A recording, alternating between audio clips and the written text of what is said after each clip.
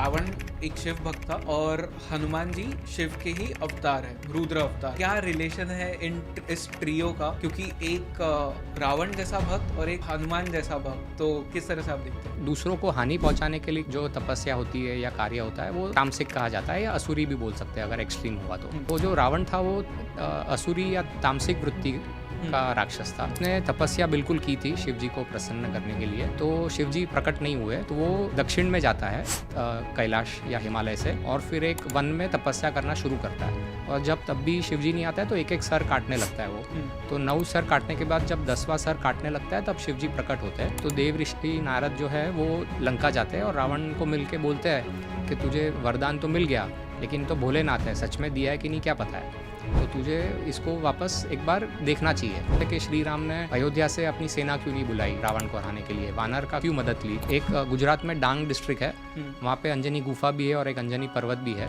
तो ऐसे माना जाता है, लोकल मान्यता ऐसा है कि हनुमान जी का जो बचपन था वो वहाँ पे डांग डिस्ट्रिक्ट में हुआ। मैंने सुना है कि एक गांव है उत्तराखंड में जहाँ अगर हनुमान जी की मूर्ति भी आप लेके जाओ तो वहाँ के लोग आपको पीटते हैं। तो रामेश्वरम में एक पर्वत है गंधमादन, आज भी आप जाएंगे, रामनाथ स्वामी ज्योतिर्लिंग मंदिर के पास में ही है। तो वहाँ पे माना भी जाता है कि हनुमान जी उनका परमानेंट निवास स्थान है गंधमादन। तो शनि अपनी नज़र से किसी को भी परास्त कर सकते हैं, लेकिन हनुमान जी पे कोई असर नहीं पड़ता। हनुमान जी 2 बार पर्वत उठा के लाए थे। 2 बार कैसे? नमस्ते, जय हिंद। मेरा नाम है जय और ये है द आवारा मुसाफिर शो, एक ऐसा पॉडकास्ट जहां हम बात करते हैं भारत के पास्ट, प्रेजेंट और फ्यूचर की। हर भारतीय के लिए हनुमान जी एक बहुत ही स्पेशल देवता है। क्यों? क्योंकि बचपन से हमें सिखाया जाता है कि जब भी हमारे लाइफ में कोई भी प्रॉब्लम होगी, हनुमान जी वहाँ पे हमारे लिए प्रेजेंट होंगे, हमारी रक्षा करने के लिए। वो हमारे टेंशन्स को दूर करते हैं, वो हमें भूत प्रेतों से बचाते हैं, तो ऑफकोर्स वो हमारे फेवरेट है। बट हम में से कितने लोग हनुमान जी की ट्रू स्टोरी को जानते हैं? हम में से कितने लोग हनुमान जी की असली पावर्स को समझते हैं? हम में से कितने लोग हनुमान जी के मीनिंग को समझते हैं? अगर आप एक ऐसे व्यक्ति है जिसे इन सभी चीज़ों के बारे में जानना है, जिसे हनुमान जी को थोड़े बेटर तरीके से जानना है, आज का पॉडकास्ट सिर्फ आपके लिए है। आज के जो हमारे गेस्ट है, इन्हें आप हमारे पॉडकास्ट पे पहले भी 2 बार और देख चुके हैं। Today he comes back and he talks about Hanuman ji. His name is Gaurang Damani. Gaurang Damani ji के साथ पहले भी हमने 2 बहुत ही स्पेशल एपिसोड्स किए थे, जहां हमने बात की थी रामायण के बारे में, रामायण की ज्योग्राफी के बारे में, रावण के बारे में, श्री राम के असली सत्य के बारे में। आई होप सो पिछले 2 एपिसोड्स जिस तरह से आपने एंजॉय किए थे, ये एपिसोड भी आप उसी तरह से एंजॉय करोगे। जय Shri Ram. Let's start the episode.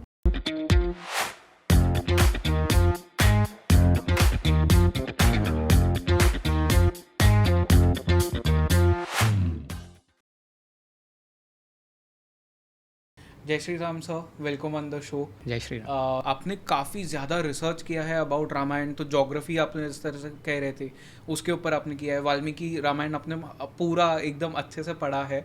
बहुत सारी चीज़ों पे बात करेंगे, कुछ कंट्रोवर्शियल टॉपिक्स होंगे, कुछ हमारी नॉलेज के लिए टॉपिक्स होंगे। सर, इस एपिसोड का शुरुआत करते हैं हम।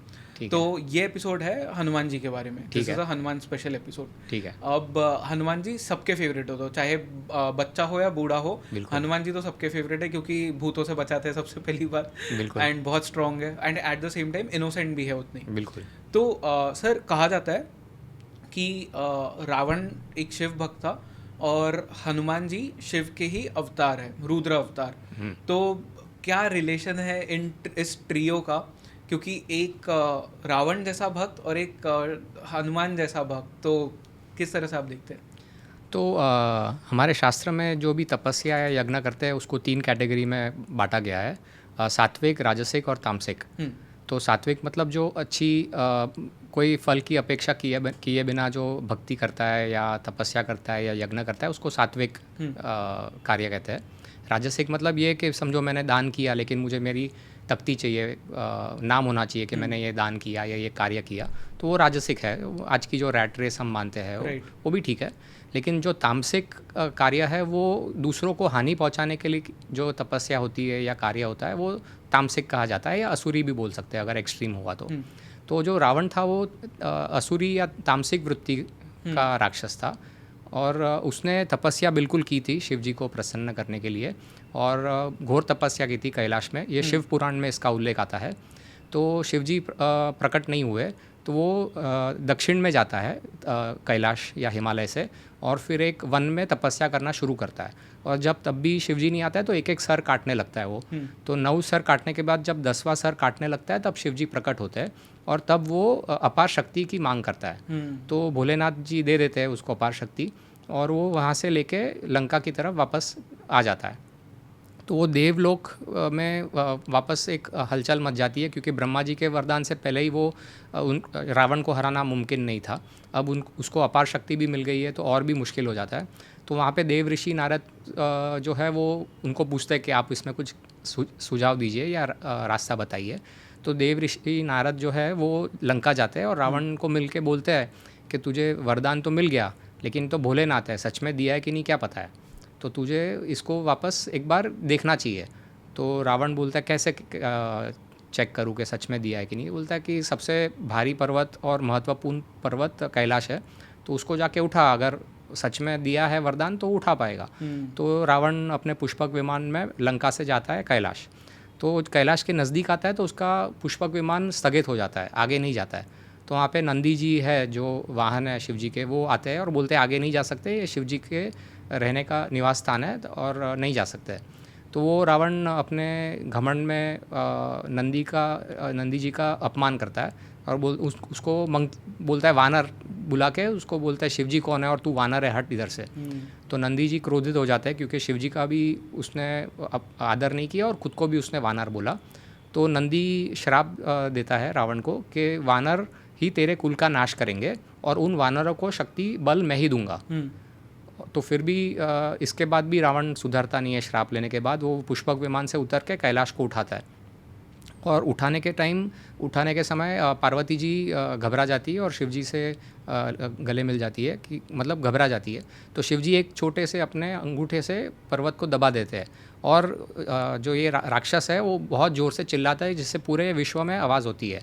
उसका नाम दशग्रीव है क्योंकि वो 10 ग्रीव या नेक गला है या 10 सिर है। तो ये इतनी ज़ोर से चीख होती है कि उसका नाम रावण, उसको यहाँ से ये रावण की एपिथेट या टाइटल मिलता है। और फिर वो बहुत हज़ारों साल तक तपस्या करता है कि वहाँ से निकले, लेकिन तब तक देव ऋषि नारद खुश होकर देवलोक चले जाता है क्योंकि उनका काम तो हो गया। क्योंकि शिवजी नाखुश है, गुस्से में हो गए कि इसको वरदान देने के बाद भी मुझे ऐसा तंग कर रहा है, और शिवजी मन में ठान लेते हैं और उसको श्राप देते हैं कि अभी तेरा अंत निश्चित है। और फिर जैसे मैंने बताया 1000 साल की तपस्या के बाद उसको जाने देते हैं रावण को, और रावण फिर वापस लंका की ओर चले जाता है। तो अभी ये जो है हम बहुत बार सोचते हैं कि श्री राम ने अयोध्या से अपनी सेना क्यों नहीं बुलाई रावण को हराने के लिए, वानर का क्यों मदद ली। तो इसका कारण ये है कि ये नंदी का श्राप था कि वो उसके कुल का नाश वानर के हाथ से होगा, और शिवजी का श्राप था इसका अंत होना है। तो अभी ये बैकग्राउंड के साथ हम रावण का चरित्र, जैसे मैंने बताया वो राक्षस वृत्ति का था, वो ब्राह्मण का पुत्र तो था क्योंकि ऋषि विश्रव के बेटे माने जाते हैं ब्राह्मण पुत्र, लेकिन उसकी जो माता थी वो कैकसी थी। And Kaikesi is a hybrid descendant of a राक्षस एंड अ पिशाचिनी। यातुधान नाम का जो पिशाचिनी लीनियज है उसकी लीनियज में थी। तो उसका राक्षस और पिशाच का जो लीनियज था उससे जो आगे जो वंशज बढ़े उनको कैकसी राक्षस कहा जाता है। तो उसका ही भाग एक है रावण। तो उसकी जो विकृति है दिमाग की वो राक्षसों जैसी थी। वो कई महिलाओं को परेशान करता था, जो ब्राह्मण थे उसके यज्ञों को रोक के ब्राह्मणों को खा जाता था। तो ये बहुत कम लोग जानते हैं, लेकिन वाल्मीकि रामायण में ही इसका उल्लेख है कि वो ब्राह्मणों को भी खा जाता था। और कई महिलाओं पे उसने अत्याचार किए। तो वो अत्याचार के दरमियान मतलब एक अप्सरा थी पुंजिका स्थला, तो उसके साथ भी रावण ने दुर्व्यवहार किया, उसको उस पर ज़बरदस्ती की और इतनी मतलब बहुत बुरी तरह से उसको बेहाल करके छोड़ दिया। तो फिर पुंजिका स्थला फिर देवलोक में बृहस्पति ऋषि जो है देवों के गुरु, उनके पास सेवा कार्य में उनके आश्रम में लग जाती है। और बहुत समय के बाद पुंजिका स्थला क्योंकि अप्सरा है, जवान है, तो वो एक जल क्रीड़ा देखती है, कुछ लोग जल क्रीड़ा कर रहे हैं कपल्स, तो उसको भी मन में काम की इच्छा होती है और वो वापस आश्रम पहुंच के बृहस्पति ऋषि के हाथ पकड़ लेती है। तो बृहस्पति ऋषि नाराज़ हो जाते हैं और गुस्सा हो जाता है क्योंकि वो ठीक नहीं था, और इसके कारण वो उनको श्राप पुंजिका स्थला को श्राप देती है कि तू वानर कुल में जन्म लेगी पृथ्वी पे। तो वो माफ़ी मांगती है कि मेरे से गलती हो गई। तो फिर बृहस्पति ऋषि जी जो है वो बोलते हैं कि ठीक है, तू वानर, मेरा श्राप तो खाली नहीं जा सकता है, लेकिन तू एक दिव्य आत्मा को जन्म दे के वापस देवलोक आ सकती है। ओके। तो ये पुंजिका स्थला जो है, इसका पुनर्जन्म अंजनी नाम की वानर कुल में हुआ और उसकी बाद में उसका विवाह केसरी नाम के वानर से हुआ। तो ये बैकग्राउंड स्टोरी है इसका। और फिर हनुमान जी वहाँ से अंजनी पुत्र। हाँ, तो अंजनी पुत्र का स्टोरी मतलब इसमें भी एक बहुत सारे स्थान है जो माना जाता है कि हनुमान जी का जन्म यहाँ हुआ है। हाँ, ये बहुत फैसिनेटिंग है क्योंकि हम जब फ़ोन पे बात कर रहे थे तो 3 शायद स्थान है जहाँ पे कहा जाता है कि हनुमान जी का जन्म यहाँ हुआ है। हाँ। उसमें से एक हम्पी में जगह है, तो हाँ। मैं एक्चुअली उस माउंटेन पे गया हूँ। हाँ। मैं जब हम्पी गया था एंड वो बहुत सेलिब्रेटेड एक प्लेस है, वहाँ के अद्भुत जो जगह है। लोकल लोग हैं उनके लिए एक बहुत ही इंपॉर्टेंट प्लेस है। बिल्कुल। एंड जो मैंने कॉन्वर्सेशंस किए थे वहाँ पे लोगों से, वो तो मतलब डेड श्योर थे कि यहीं पे हनुमान जी का जन्म हुआ है।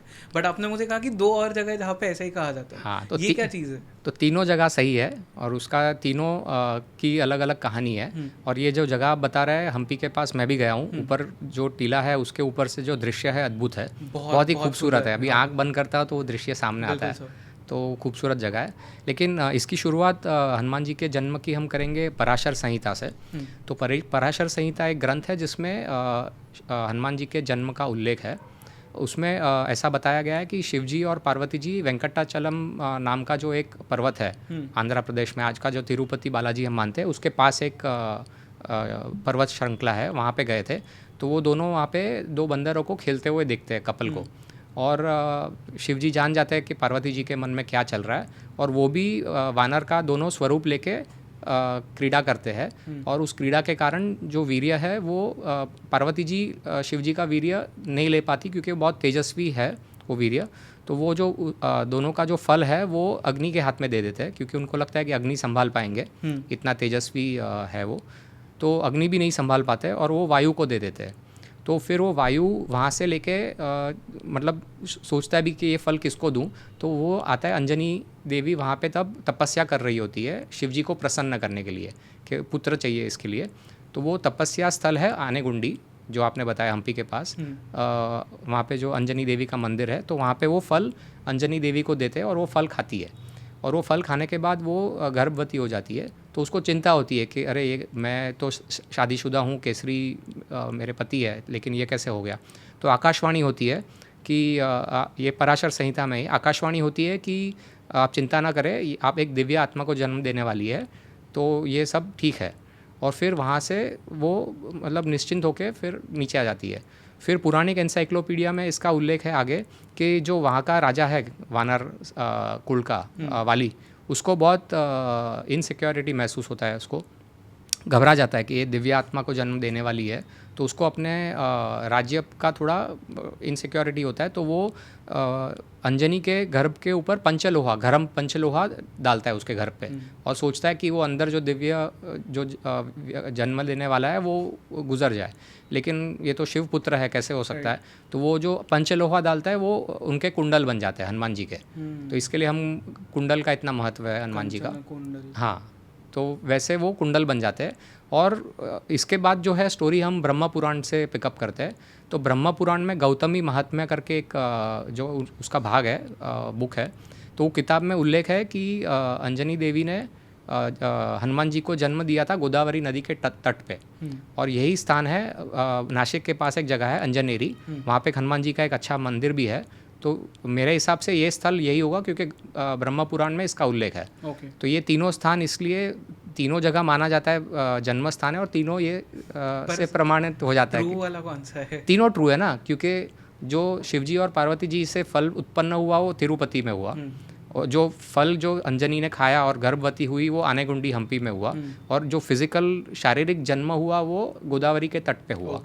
अच्छा, तो वो एक जो सीक्वेंस है उस तरह से वो उस तरह से तीनों जगह की जो मान्यता है वो इससे संपूर्ण सत्य है, वो साबित कर सकते हैं हम। और भी जगह है जहाँ पे तपस्या हुई थी ऐसा माना जाता है। कुरुक्षेत्र में एक अंजनी तीर्थ भी है, और वहीं हरियाणा में कपिस्थल, जो आज कैथल बोलते हैं, तो कपिस्थल में एक अंजनी टीला भी है। तो ऐसे माना जाता है यहाँ पे उन्होंने अंजनी देवी ने तपस्या की थी।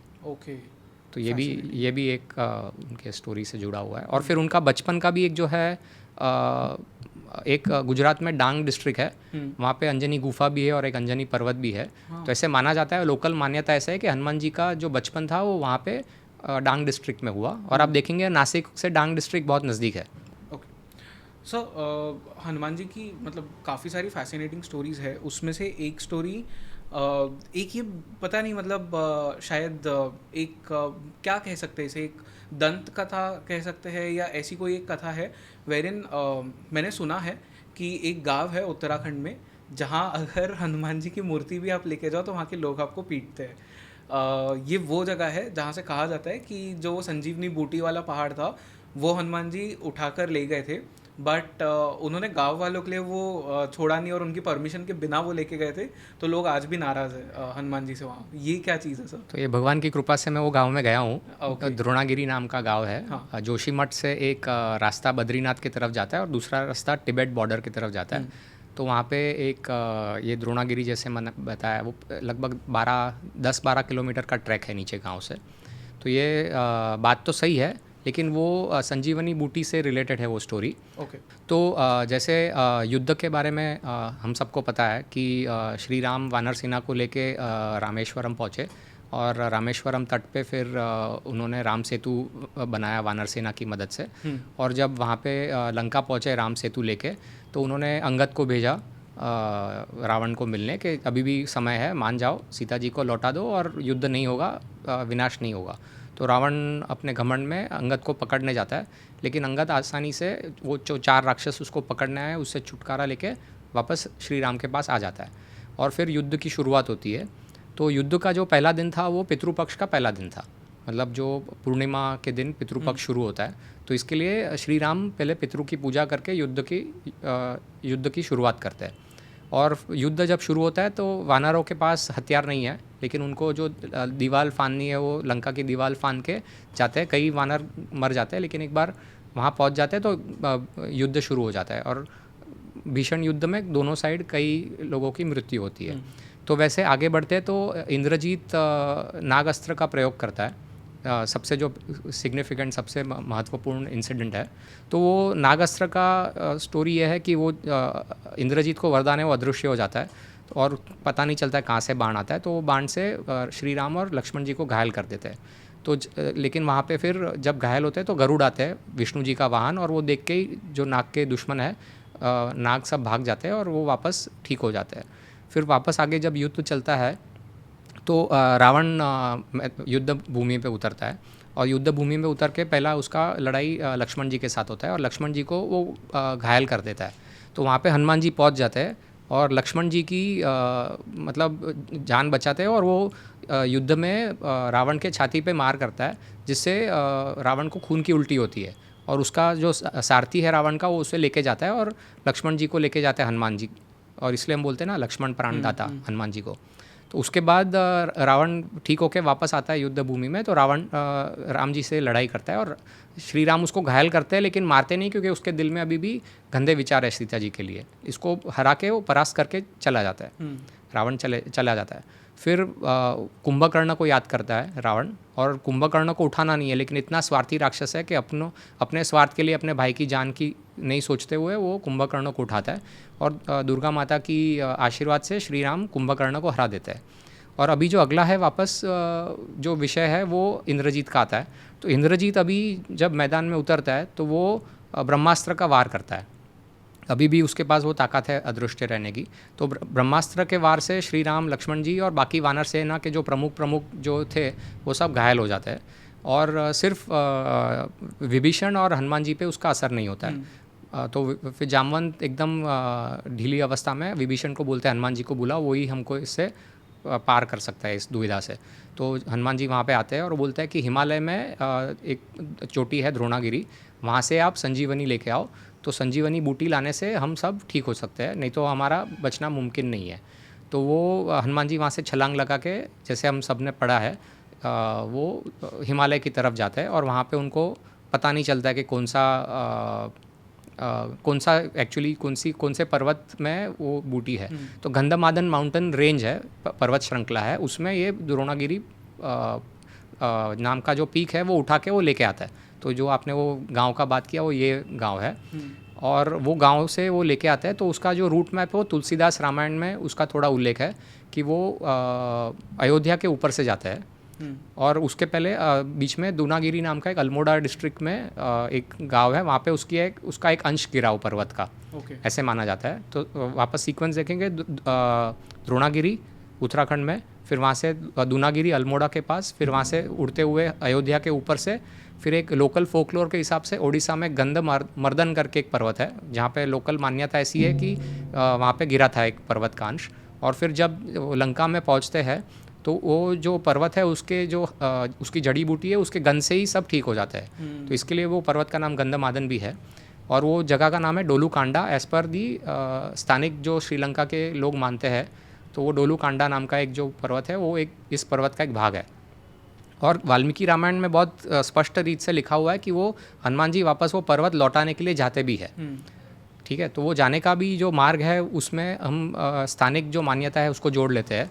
तो रामेश्वरम में एक पर्वत है गंधमादन, आज भी आप जाएंगे, रामनाथ स्वामी ज्योतिर्लिंग मंदिर के पास में ही है। तो वहाँ पे माना भी जाता है कि हनुमान जी उनका परमानेंट निवास स्थान है गंधमादन। फिर वहाँ से वो जाते हैं अगेन स्थानिक मान्यता के हिसाब से एक वेलाला नाम का एक मंदिर है आंध्र प्रदेश में। तो वहाँ पे वो रुकते, क्योंकि संध्या वंदना का समय हो गया होता है हनुमान जी का। तो वहाँ पे वो रुकते हैं, तो पूरे देव और सब सिद्ध आसमान में सब इकट्ठा हो जाता है देखने के लिए कि अद्भुत दृश्य है, हनुमान जी पर्वत लेके जा रहे हैं। तो फिर आगे पंचमढ़ी जो है मध्य प्रदेश में जंगल, वहाँ पे भी माना जाता है कि एक पर्वत का एक भाग वहाँ गिरा था। और फिर वो पहुँचते हैं द्रोणागिरी, ये जो गांव आपने बताया उत्तराखंड में। तो अगर आप इसको मैप में सीधा लाइन से एक जोड़ेंगे तो पूरा एक सीधा एक स्ट्रेट लाइन फ्लाइट पाथ हमको दिखाता है। द्रोणागिरी, पंचमढ़ी, वेलाला आंध्र प्रदेश का, और रामेश्वरम एग्जैक्ट स्ट्रेट लाइन है, कुछ आड़ा टेढ़ा नहीं है। तो इससे और भी साबित होता है कि वो पर्वत लेके सच में गए थे और एक फ्लाइट पाथ का ये संकेत है। लेकिन वो गांव के लोग नाराज़ इसलिए है, मैंने सरपंच के घर पे ही मैं वो होम स्टे था वहीं पे रुका था मैं। तो मैंने उनको पूछा भी, तो उन्होंने बोला कि हम करते हैं, कुछ साल पहले भी हमने फिर से एक प्रयत्न किया था। तो राम कथा जब शुरू होती है, जब हनुमान जी की एंट्री होती है, तब बादल गरजने लगे, और सच में ऐसा हुआ, सरपंच ने बताया। और हमको रोकना पड़ा श्री राम कथा। लेकिन सच बात यह है कि वो पर्वत रिटर्न करने गए थे, वापस करने गए थे, लेकिन जैसे मैंने बताया रास्ते में कई अंश उसके गिर गए। और वो पर्वत को देखेंगे ना तो ऐसा लगता है कि सच में एक भाग काटा हुआ है। एंड फ्लोरा एंड फौना भी जो है वहाँ का, उस जगह का, ये पर्वत जहाँ जहाँ गिरे वो भी सेम है, मैंने ऐसा सुना। हाँ, श्रीलंका में भी इनफैक्ट सेम वही मिलता है। हाँ, तो ये हनुमान जी 2 बार पर्वत उठा के लाए थे। 2 बार कैसे? मतलब जो मुझे पता है वो तो जो पॉपुलर है उसमें तो एक ही बार बताया जाता है। हाँ, तो ये पहली बार मैंने इंद्रजीत का बताया, ठीक है। हाँ। तो दूसरी बार पे भी आता है, लेकिन अभी इंद्रजीत मरा नहीं है, करेक्ट। तो अभी ये श्री राम, लक्ष्मण जी और वानर सेना सब वापस ठीक हो जाते हैं और युद्ध वापस शुरू हो जाता है। तो ये युद्ध शुरू होने के बाद इंद्रजीत ऐसा सोचता है कि मैं अभी एक असुरी यज्ञ करूं जिससे मुझे और ताकत मिले। तो इसकी सूचना विभीषण को मिल जाती है अपने गुप्तचरों से, और वो सूचना श्री राम को देते हैं। और वो सूचना देते हैं तो सब तय करते हैं कि अभी इसको असुरी यज्ञ करने से रोकना है, क्योंकि असुरी यज्ञ जैसे मैंने शुरुआत में ही बताया वो दूसरों को हानि पहुँचाने के कारण होता है। तो वो असुरी यज्ञ रोकने के लिए लक्ष्मण जी जाते हैं और उनके साथ हनुमान जी जाते हैं। तो हनुमान जी बाकी जो राक्षस है उसमें उसको रोक लेते हैं, और हनुमान जी जब उसको दूसरे राक्षसों से लड़ रहे हैं तब इंद्रजीत की लड़ाई लक्ष्मण से होती है। और जैसे मैंने बताया कि अदृश्य होने का उसको था, लेकिन इस लड़ाई के पहले कुबेर जो यक्षों का राजा था, लंका जिसके नियंत्रण में थी और जिसको रावण ने अपने आधे हाफ ब्रदर है, वो सौतेला भाई है, उसको वहाँ से खदेड़ के उसने भगा दिया था। तो कुबेर के एक दूत आके उसको ऐसा एक जल देते हैं जो आँख से लगाने से इंद्रजीत दिखने लगता है। तो अभी जब वो दिखने लगता है तो अभी युद्ध समान हो गया। तो समान युद्ध में हनुमान जी की मदद से जो डाइवर्शन कर दिया, तो एक 1 to 1 युद्ध में इंद्र अस्त्र से इंद्रजीत को मार देते हैं, इंद्र अस्त्र बोलते हैं। तो इंद्रजीत जिसने इंद्र को हराया उसकी मौत इंद्र के अस्त्र से होती है। तो वो होने के बाद रावण को जब पता चलता है वो बहुत दुखी हो जाता है, और फिर वो दुखी होने के बाद युद्ध आगे चलाता है। तो वो खुद भी युद्ध भूमि में उतरता है, तो सेकंड टाइम। तो वो जब युद्ध भूमि में उतरता है क्रोध से, तो वापस उसका सामना लक्ष्मण जी से होता है। तो विभीषण और लक्ष्मण जी दोनों तब एक साथ होते हैं। तो विभीषण को बचाने के लिए लक्ष्मण जी मैदान भूमि में आते हैं और रावण माया अस्त्र से लक्ष्मण को मूर्छित कर देते हैं। कर देता है। और मायास्त्र ऐसा होता है कि वो अगेन राक्षस है तो उसको बहुत डिसेप्शन, ब्लैक मैजिक, वो सब की आदत होती है, तो अस्त्र भी वही किस्म का था जो लक्ष्मण जी नहीं समझ पाए, इसलिए लक्ष्मण जी को मूर्छा हो जाती है। और तभी श्री राम आके रावण को परास्त करते हैं वापस, और रावण भाग जाता है अपने महल में। और फिर वापस चिंतित हो जाता है श्री राम के, अपना इतना प्यारा भाई वापस मूर्छित हुआ है। तो वहाँ पे सुशैन आता है। अभी ये सुशैन जो है वो वानर सेना का वैद्य है। सो ये मतलब लास्ट टाइम जब हमने एक वीडियो किया था तो उसमें मैंने कहा था कि मतलब जो मैंने रिसर्च किया था उसके अकॉर्डिंग सुशेन को वानर सेना का वैद्य बताया, तो मैंने तो वो कह दिया। बट मुझे बहुत सारे लोगों ने, मतलब बहुत ही ज़्यादा लोगों ने कहा कि सुशेन वानर सेना के वैद्य नहीं थे, सुशेन तो रावण के सेना के वैद्य थे। क्या सच है इस बात का? हाँ, तो इसमें कई वर्जन है रामायण के, 300 वर्जन तो मतलब प्रमाणित है। तो उसमें जो वाल्मीकि रामायण में है उसमें, और दूसरे अपने जो हिंदू शास्त्र में, वो जो मैंने पढ़ा है वो मैं बताता हूँ। जैसे मैंने बताया रावण को बहुत सारे वरदान मिले थे, ब्रह्मा जी का और शिव जी का वरदान था, तो उसने कई लोगों को परास्त किया था, कई देवों को परास्त किया था। तो उसमें वरुण देव है जो पानी के देव है, उसको, उनके जो बेटे थे उनको मार डाला था रावण ने। और जब थोड़ा इलेबरेट करता हूँ, तो जब अभी अयोध्या की स्टोरी से हम इसको जोड़ते हैं, तो जब दशरथ जी पुत्रेष्टि यज्ञ करते हैं, तो पुत्रेष्टि यज्ञ के समय हम यज्ञ में आहुति करते हैं, तो आहुति डालते हैं तो सब देवलोक में इकट्ठा होता है वो उसको स्वीकारने के लिए। तो वो जब इकट्ठा होते हैं तो देवलोक में चर्चा होती है, और वो फिर विष्णु जी की पूजा करते हैं कि हमको एक रावण नाम का एक राक्षस है, उसने बहुत त्रस्त किया है, हमको कई बार हराया है, हमारे कई लोगों को मारा है, आप प्लीज़ कुछ कीजिए। तो विष्णु जी प्रकट होते हैं और वो बोलते हैं ठीक है, मैं पृथ्वी पे जन्म लेता हूँ और आपकी जो तकलीफ़ है उसका समाधान करता हूँ। और विष्णु जी क्यों जन्म लेते हैं, उसकी जो कहानी है वो भागवत पुराण में है। जो वैकुंठ है विष्णु जी का धाम, उसके द्वारपाल है जय और विजय। तो वहाँ पे सनत कुमार आते हैं। सनत कुमार है जो विष्णु जी के परम भक्त है, 4 भक्त है। तो जय विजय उन चारों को रोक देते हैं अंदर जाने से, और मतलब उनकी मजाक उड़ाते हैं क्योंकि तपस्वी है, कपड़े कम पहने हैं और उनका कद छोटा है। तो सनत कुमार उनको दोनों को श्राप देते हैं कि आपका पृथ्वी पे जन्म होगा और आपको भुगतना पड़ेगा। तो वो माफ़ी मांगते हैं कि हमसे भूल हो गई। तो बोलते हैं ठीक है, आपको 3 जन्म लेने पड़ेंगे और फिर आप वापस वैकुंठ के द्वारपाल बन सकते हैं। तो पहला जन्म था हिरण्यकशिपु और हिरण्यक्ष, लेकिन कंडीशन ये था कि आपकी मृत्यु विष्णु अवतार के हाथ होगी। तो जैसे हमको पता है हिरण्यक्ष की मृत्यु वरा अवतार और हिरण्यकशिपु की मृत्यु नरसिंह अवतार के हाथ होती है। अभी उनका जो सेकंड पुनर्जन्म है अभी चल रहा है, रावण और कुंभकर्ण, जो हम अभी कहानी में बात कर रहे हैं। और उन दोनों के अभी मृत्यु विष्णु अवतार के हाथ ही होनी है, इसलिए विष्णु जी को जन्म लेना पड़ा पृथ्वी पे। और देव ने भी विनंती की थी, इसलिए भी उन्होंने ली, ये माना उन्होंने। और जो तीसरा जन्म है वो उनका महाभारत के समय होना था, शिशुपाल और दंतवक्र। और दोनों का अंत कृष्ण भगवान के हाथ होता है। और फिर अभी एज वी स्पीक अभी वो द्वारपाल है वैकुंठ के। तो अभी दूसरी बात ये आती है कि दशरथ जी के घर ही क्यों, मतलब उनको पृथ्वी पे अवतार लेना है। और नंदी का श्राप भी है कि वानर कुल से आपका वानरों के हाथ आपके कुल का नाश होगा। तो एक रावण ने एक सूर्यवंशी राजा अनारण्य करके था, उसकी हत्या की थी, और मरने के पहले अनारण्य ने श्राप दिया था रावण को कि तेरी मृत्यु सूर्यवंशी राजा के हाथ होगी।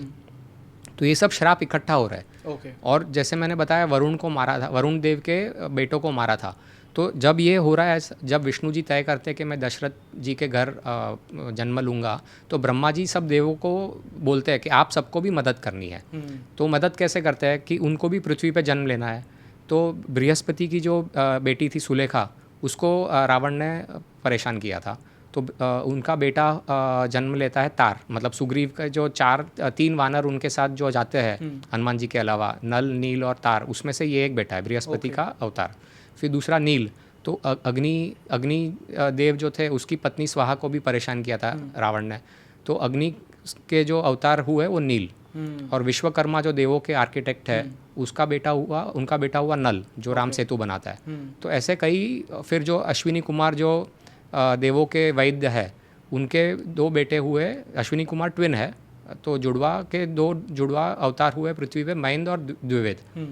वैसे तो ये सब लोग जब तय करते हैं कि हमको जन्म लेना है पृथ्वी पे विष्णु अवतार को मदद करने के लिए, ये उस हिसाब से सुषेण को जो हम बोलते हैं वो वरुण के बेटे अवतार बोल सकते हैं। तो ये जो मैंने पढ़ा है वो यहाँ तक ये मैंने पढ़ा है। सो अमित शाह जी जिस तरह से कहते हैं क्रोनोलॉजी समझिए, ये पूरी क्रोनोलॉजी समझेंगे तब आपको समझ में आएगा कि पूरी एग्जैक्ट स्टोरी क्या है। हाँ ओके, सो आप सुषेण के बारे में बोल रहे थे, तब मैंने आपको कट ऑफ किया। हाँ, तो वहाँ से आप कंटिन्यू करते हैं। हाँ ठीक है। तो अभी सुषेण जी के पास मतलब वो वैद्य है, तो उनको पूछते हैं, तो बोलते हैं कि संजीवी बूटी आपको लाना है तो लक्ष्मण जी ठीक हो जाएंगे। तो पहले इंस्टेंस में जब इंद्रजीत का ब्रह्मास्त्र था उस समय पे संजीवनी बूटी लानी थी जो द्रोणागिरी से लाए, और अब उन्होंने बोला है कि संजीवी बूटी लाना है। तो एक आज तमिलनाडु में आज भी हिल है संजीवी हिल करके, तमिलनाडु राज्य में राजपलायम नाम का एक क्षेत्र है, वहाँ पे संजीवी हिल है, जहाँ से मेरी मान्यता के हिसाब से वहाँ से हनुमान जी सेकंड टाइम लाते हैं। वाल्मीकि रामायण में बहुत स्पष्ट है कि वो दूसरा पर्वत लेके आते हैं, लेकिन कहाँ से लाते हैं वो मैंने थोड़ा रिसर्च किया कि लोकल फोकलोर क्या है। तो तमिलनाडु में और 2 स्थान है जहाँ पे माना जाता है कि उस संजीवी हिल का भाग गिरा था, सातुरागिरी और सिरुमलाई। और फिर वो पर्वत लेने का जो रूट मैप है, उस रूट मैप में भी कच्छा टीवू नाम के एक द्वीप है जो इंदिरा गांधी ने श्रीलंका को पता नहीं क्यों लेकिन दे दिया था। तो वो वहाँ पे भी एक उसका भाग गिरा था। फिर श्रीलंका में एक मन्नार नाम का एक छोटा द्वीप है, वहाँ पे भी एक भाग गिरा था। और फिर रितिगला नाम की एक जगह है, वहाँ पे हनुमान जी बूटी लेके आते हैं। तो रितिगला का महत्व यह है कि बहुत ही ड्राई एरिया है, बंजर सूखी ज़मीन है, और वहाँ पे ये जो पर्वत है छोटा सा, उसके ऊपर हमेशा बादल छाए होते हैं और हमेशा वो धुंधला जो वेस्टर्न घाट्स का जो माहौल है उस तरह का माहौल है रितिगला में। और श्रीलंका के लोग भी बोलते हैं कि ये हनुमान जी जो लाए थे वही पर्वत का एक अंग है। और फिर एक पर्वत है दक्षिण, ये उत्तर मध्य में है रितिगला, और एक दक्षिण में एक रुमासला नाम का एक पर्वत है जहाँ पे अगेन रिसर्च भी हुआ है कि वहाँ की जो जड़ी बूटी है वो माना जाता है कि वेस्टर्न घाट्स में जो जड़ी बूटी है वही ये जड़ी बूटी यहाँ पे है। और दूसरा एक कारण ये भी है कि वो लोकल फोकलोर के अलावा कि वहाँ पे 3 युद्ध भूमि भी पास में थी श्रीलंका में, हिकीडुआ, डोंदरा और सिनीगामा। तो ये 3 युद्ध भूमि के पास में ही आप लेके जाएंगे ना जड़ी बूटी ठीक करने के लिए। तो इससे ये साबित होता है कि स्क्रिप्चर प्लस लोकल स्थानिक मान्यता से कि ये सब जगह पे वो पर्वत के अंश गिरे थे। ओके, आपने बीच में कहा था संजीवनी और संजीवी। हाँ, पर मुझे तो आज तक सिर्फ एंड स्पेशली आई थिंक सो 90-95% लोगों को तो यही पता है कि संजीवनी बूटी ही थी। तो संजीवी क्या है फिर? तो अलग बूटी है, अलग नाम है। बट इसके बारे में लोगों को पता क्यों नहीं? इसके बारे तो में ये वाल्मीकि रामायण में है, बहुत स्पष्ट है कि 2 बार पर्वत लेके गए थे। और पहला जो पर्वत लेके आए थे वो वापस करने भी गए थे, लेकिन ये दूसरा पर्वत है वो वापस किया ऐसा उल्लेख नहीं है। ओके, तो यहीं पे जो अंश गिरे थे पर्वत के वो है, लेकिन ये वाल्मीकि रामायण में ही है। 2 बार गए थे वो पर्वत, 2 बार लाए थे। एक चीज़ मुझे यहाँ पे आपको पूछनी है, सबसे truest form of Ramayan Valmiki Ramayan ही है मेरे मान्यता से, क्योंकि वो गोल्ड स्टैंडर्ड है और उसकी कहानी भी अद्भुत है। मतलब वाल्मीकि जी की कहानी सबको पता है कि पहले वो जंगल में मतलब चोरी करते थे, डाकू थे, गलत सत्संग नहीं था, उनकी संगत गलत हो गई थी। और इसकी ये कहानी जो है वो स्कंद पुराण में है। वो मूलस्थान नाम की एक जगह के डाकू थे, मूलस्थान के शहर के बाहर। मूलस्थान मतलब आज का पाकिस्तान का मुल्तान। हाँ, तो वहाँ के डाकू थे वो मूलस्थान के बाहर। तो ये हिस्टोरिकल है, मतलब आप सर्च करेंगे तो हिस्टोरियंस मानते हैं कि मूलस्थान मतलब मुल्तान, क्योंकि वहाँ पे सूर्य मंदिर भी था। हाँ, तो मूलस्थान में मतलब सूर्य का जन्म स्थान माना जाता है। तो वहाँ के शहर के बाहर के वो डाकू थे और वहाँ पे जंगल में वो सप्तऋषि को मिलते हैं। और सप्तऋषि बोलते हैं, सप्तऋषि को वो निडर देख के हैरान हो जाते हैं वाल्मीकि जी, रत्नाकर नाम दिया गया है। तो वो बोलते हैं कि आप डर नहीं रहे? बोलते हैं डरना क्या है हमको, उल्टे का मतलब तुम डर रहे हो? बोलते हैं मैं भी नहीं डरता हूँ। तो बोलते हैं आपको डर नहीं लगता, आप इतने पाप कर रहे हो? तो बोलते हैं नहीं, डरना क्या है, मैं तो मेरे परिवार के लिए कर रहा हूँ। तो बोलता है कि परिवार को पहले पूछा है आपने? तो बोलता है पूछना क्या है? बोलता है जो कर्म करता है उसको ही कर्म फल भुगतना है, आपका परिवार नहीं भुगतेगा, चाहिए तो आप पूछ के आओ, हम यहीं रुकते हैं। तो तभी विश्वास का भी बात थी, तो डाकू है फिर भी वो विश्वास करता है ऋषियों पे। अपने घर में जाके माता पिता बीबी बच्चों को पूछता है। तो बोलता है कि आपका कर्मफल है, आप भुगतेंगे, हम क्यों भुगते हैं, हमने थोड़ी कहा है आपको चोरी करो। तो वो वापस आके सप्तऋषि और नारद जी भी है उनके पैरों में पड़ जाते हैं और माफ़ी मांगते हैं और बोलते हैं कि मुझे राह दिखाइए। तो वो फिर वहाँ पे नारद जी उनको सुझाव देते हैं कि आप तपस्या कीजिए और वो तपस्या का स्थल दूसरे चैप्टर में है। महाकाल वन में जाके वो तपस्या करते हैं, जो आज का उज्जैन के बाहर का क्षेत्र है। तो उनका एक आश्रम आज भी वहाँ पे है।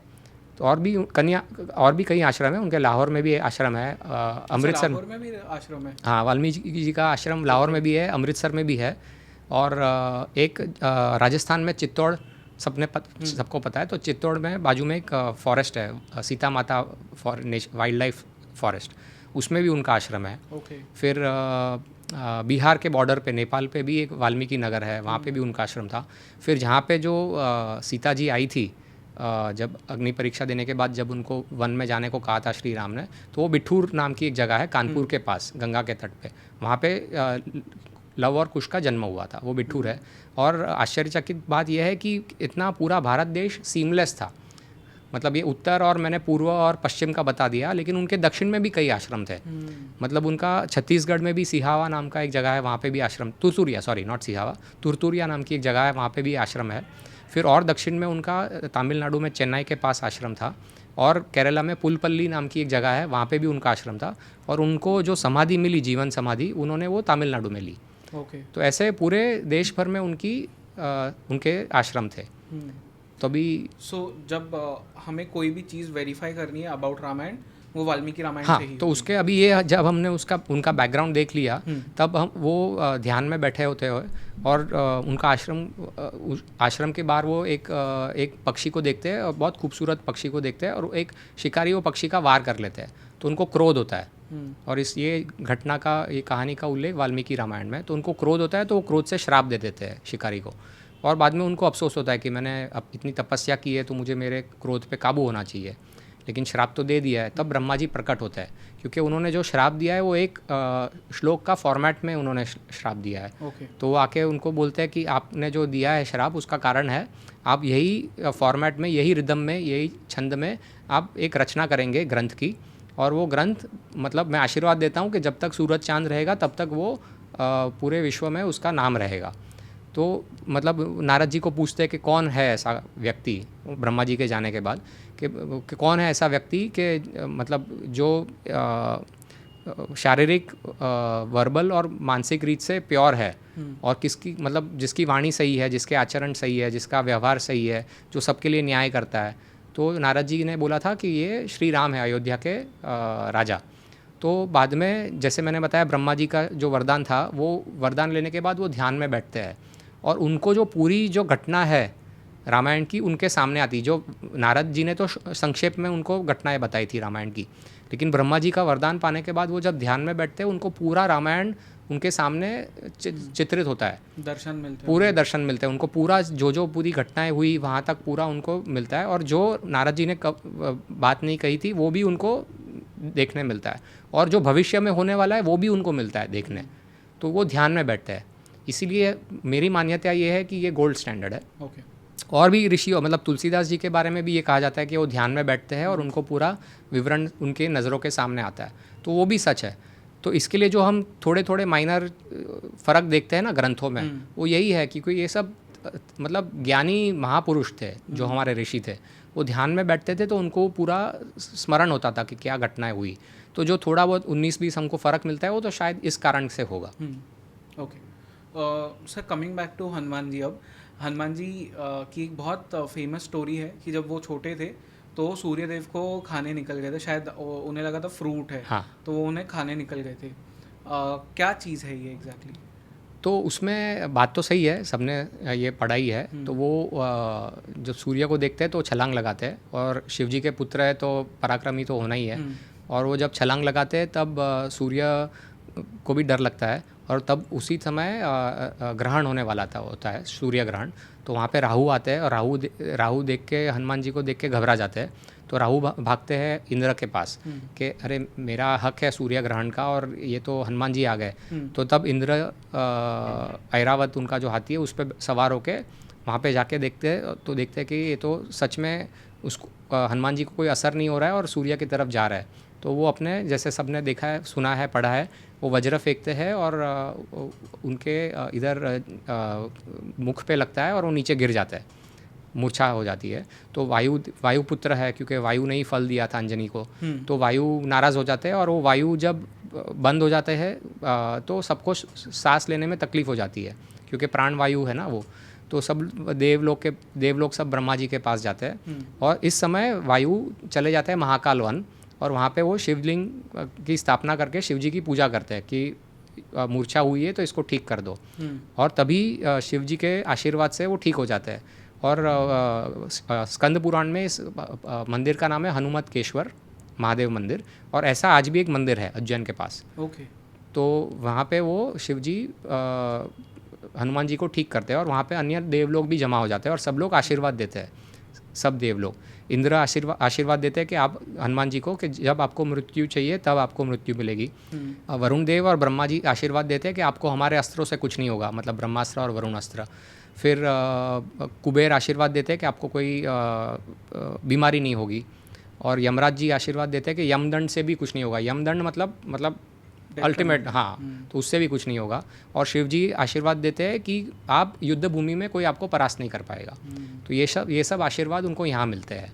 और फिर वो सूर्य देव से हनुमान जी विनती करते हैं कि आप मुझे वेदों का ज्ञान दीजिए, इसलिए सूर्य हनुमान जी के गुरु माने जाते हैं। और वो तपस्या करके शिक्षण लेके वो अष्ट सिद्धि प्राप्त करते हैं।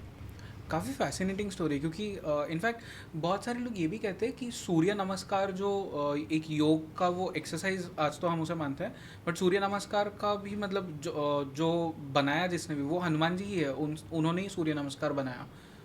इस बात में कितना सच है? ये मैंने पढ़ा नहीं है, मैंने पतंजलि योग सूत्र पढ़ा है, और योग याज्ञवल्क्य का भी पढ़ा है, और अमुक हठ योग की किताबें भी पढ़ी है, हठ योग प्रदीपिका वगैरह, उसमें ये उल्लेख नहीं है। लेकिन ये बहुत ही मुमकिन है, क्योंकि सूर्य देव की उपासना तो की थी हनुमान जी ने, और उन्हीं से उनको ये सब ज्ञान प्राप्त हुआ था। और व्याकरण का भी ज्ञान उन्होंने सूर्य देव से ही पाया था। और गुरु दक्षिणा भी दी थी, तो वो स्टोरी तो कहानी सबको पता है कि गुरु दक्षिणा में वो शनिदेव को लेके आता है, क्योंकि सूर्य के पुत्र है शनिदेव, और वो सूर्य से थोड़े नाराज़ होते हैं।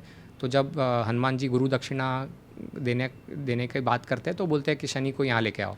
तो शनि को लेने जाते हैं, तो शनि अपनी नज़र से किसी को भी परास्त कर सकते हैं, लेकिन हनुमान जी पे कोई असर नहीं पड़ता है, और हनुमान जी उनको वहाँ पे लेके आते हैं।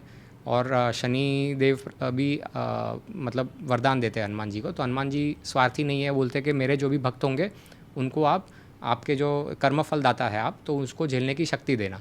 इसलिए हम शनिवार को दिन भी प्रिय है, पराशर संहिता में लिखा है कि शनिवार सबसे प्रिय दिन है हनुमान जी का। तो इसके लिए शनिवार को हम हनुमान चालीसा भी पढ़ते हैं। वो आपने वो भूत पिशाच की बात की, भूत पिशाच निकट नहीं आवे, महावीर जब नाम सुनावे।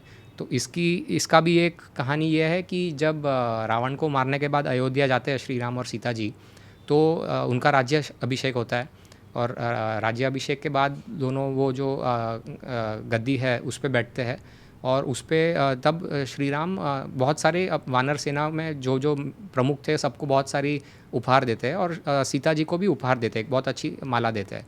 तो सीता जी प्रसन्न होकर वो माला हनुमान जी को दे देती है, क्योंकि सीता शोक निवारण कहते हैं ना हनुमान जी को, क्योंकि उनकी दुख दूर करने का हनुमान जी का बहुत बड़ा हाथ था। तो वो माला हनुमान जी को मिल जाती है, और सीता जी आशीर्वाद भी देती है हनुमान जी को कि आपके जो भी भक्त होंगे, आपकी जो भी भक्ति करेगा, स्मरण करेगा, उसको भूत पिशाच परेशान नहीं कर पाएगा। ओके। तो वो ये कहानी है इसकी। अच्छा, वाह। सर एक और मुझे आपसे चीज़ पूछनी है। इनफैक्ट अब ये मेरे लिए ना एक प्रथा जैसी बन गई है कि जब भी मैं किसी रामायण एक्सपर्ट से बात करता हूँ, या जिसे हनुमान एक्सपर्ट से बात करता हूँ, expert I don't know if it's not the right word, because we are all learning, but still मतलब I don't know, मतलब जो भी जानकार वर्ड है, जानकार, हाँ। तो मेरे लिए एक प्रथा बन गई है, and I have to ask you the same question. Okay, Hanuman ji के पास गदा थी या नहीं थी सर? गदा तो थी। इसका मुझे पता नहीं क्यों इतना ये प्रश्न आता है, कि जो भी हम हनुमान जी का चित्र हम जब भी देखेंगे तो उसमें गदा है।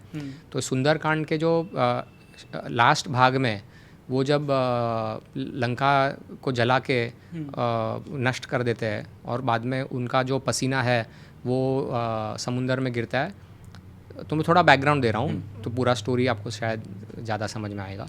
तो थोड़ा उसके और पहले चाहता हूँ। तो अशोक वाटिका में सीता जी को मिलने के बाद वो सोचते हैं कि मुझे राक्षसों का जो ताकत है उसका अंदाज़ा लगाना है। तो इसके लिए वो अशोक वाटिका में नुकसान पहुंचाना शुरू करते हैं और वहाँ पे कई राक्षस सेनापति आते हैं, उनको हरा देते हैं। रावण अपना बेटा भी भेजता है अक्ष नाम का, उसको 100 बार घुमा के ज़मीन पे पटक के मार देते हैं। तो हज़ारों राक्षसों का उधर अशोक वाटिका के पास अंत करते हैं हनुमान जी। और उसमें बाजू में एक जगह भी है महाएलिया थेना करके, अशोक वाटिका के पास आज भी सीता एलिया नाम की जगह है उसके पास। तो वहाँ पे माना जाता है कि इंद्रजीत ने ब्रह्मास्त्र का वार किया था हनुमान जी पे, और उनको असर तो नहीं होना था, एक मुहूर्त तक ही असर होता 48 मिनट तक, लेकिन ब्रह्मा जी का वरदान है तो कुछ ज़्यादा नहीं होना था। तो हनुमान जी अपने आप को फिर रावण के सामने प्रस्तुत होने देते हैं और तभी भी रावण को चेतावनी देते हैं कि अभी भी समय है, आप लौटा दो सीता जी को, क्योंकि मुझे वरदान है, मैं युद्ध में नहीं हार सकता हूँ, लेकिन मैं आपको मारूंगा नहीं, क्योंकि श्री राम मारेंगे क्योंकि उनको अपनी प्रतिष्ठा के कारण तुझे मारना है। और इसका ये उल्लेख महाभारत में है। तो इसलिए फिर भी रावण समझता नहीं और उनकी पूंछ जला के वो प्रयत्न करता है हनुमान जी को नुकसान पहुंचने। तो हनुमान जी लंका जला के फिर वापस समुद्र के तट पे जब आते हैं तो उनका पसीना गिरता है। तो पसीना जब उनका गिरता है तो वहाँ पे एक मकर यानी मकर ध्वज वाली कहानी। हाँ वही तो मकर यानी क्रोकोडाइल। तो कुछ लोग बोलते हैं नदी में होता है मकर, लेकिन आप देखेंगे तो कॉमन कोई भी साइंस की देख लीजिए, समुंदर में भी होते हैं मकर, और वो कई किलोमीटर तक समुंदर में जाता है।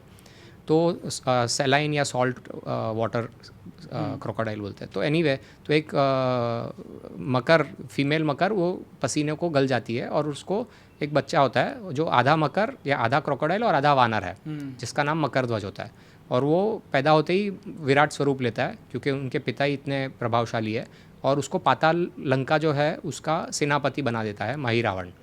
महिरावण मतलब रावण का एक दूसरा लड़का।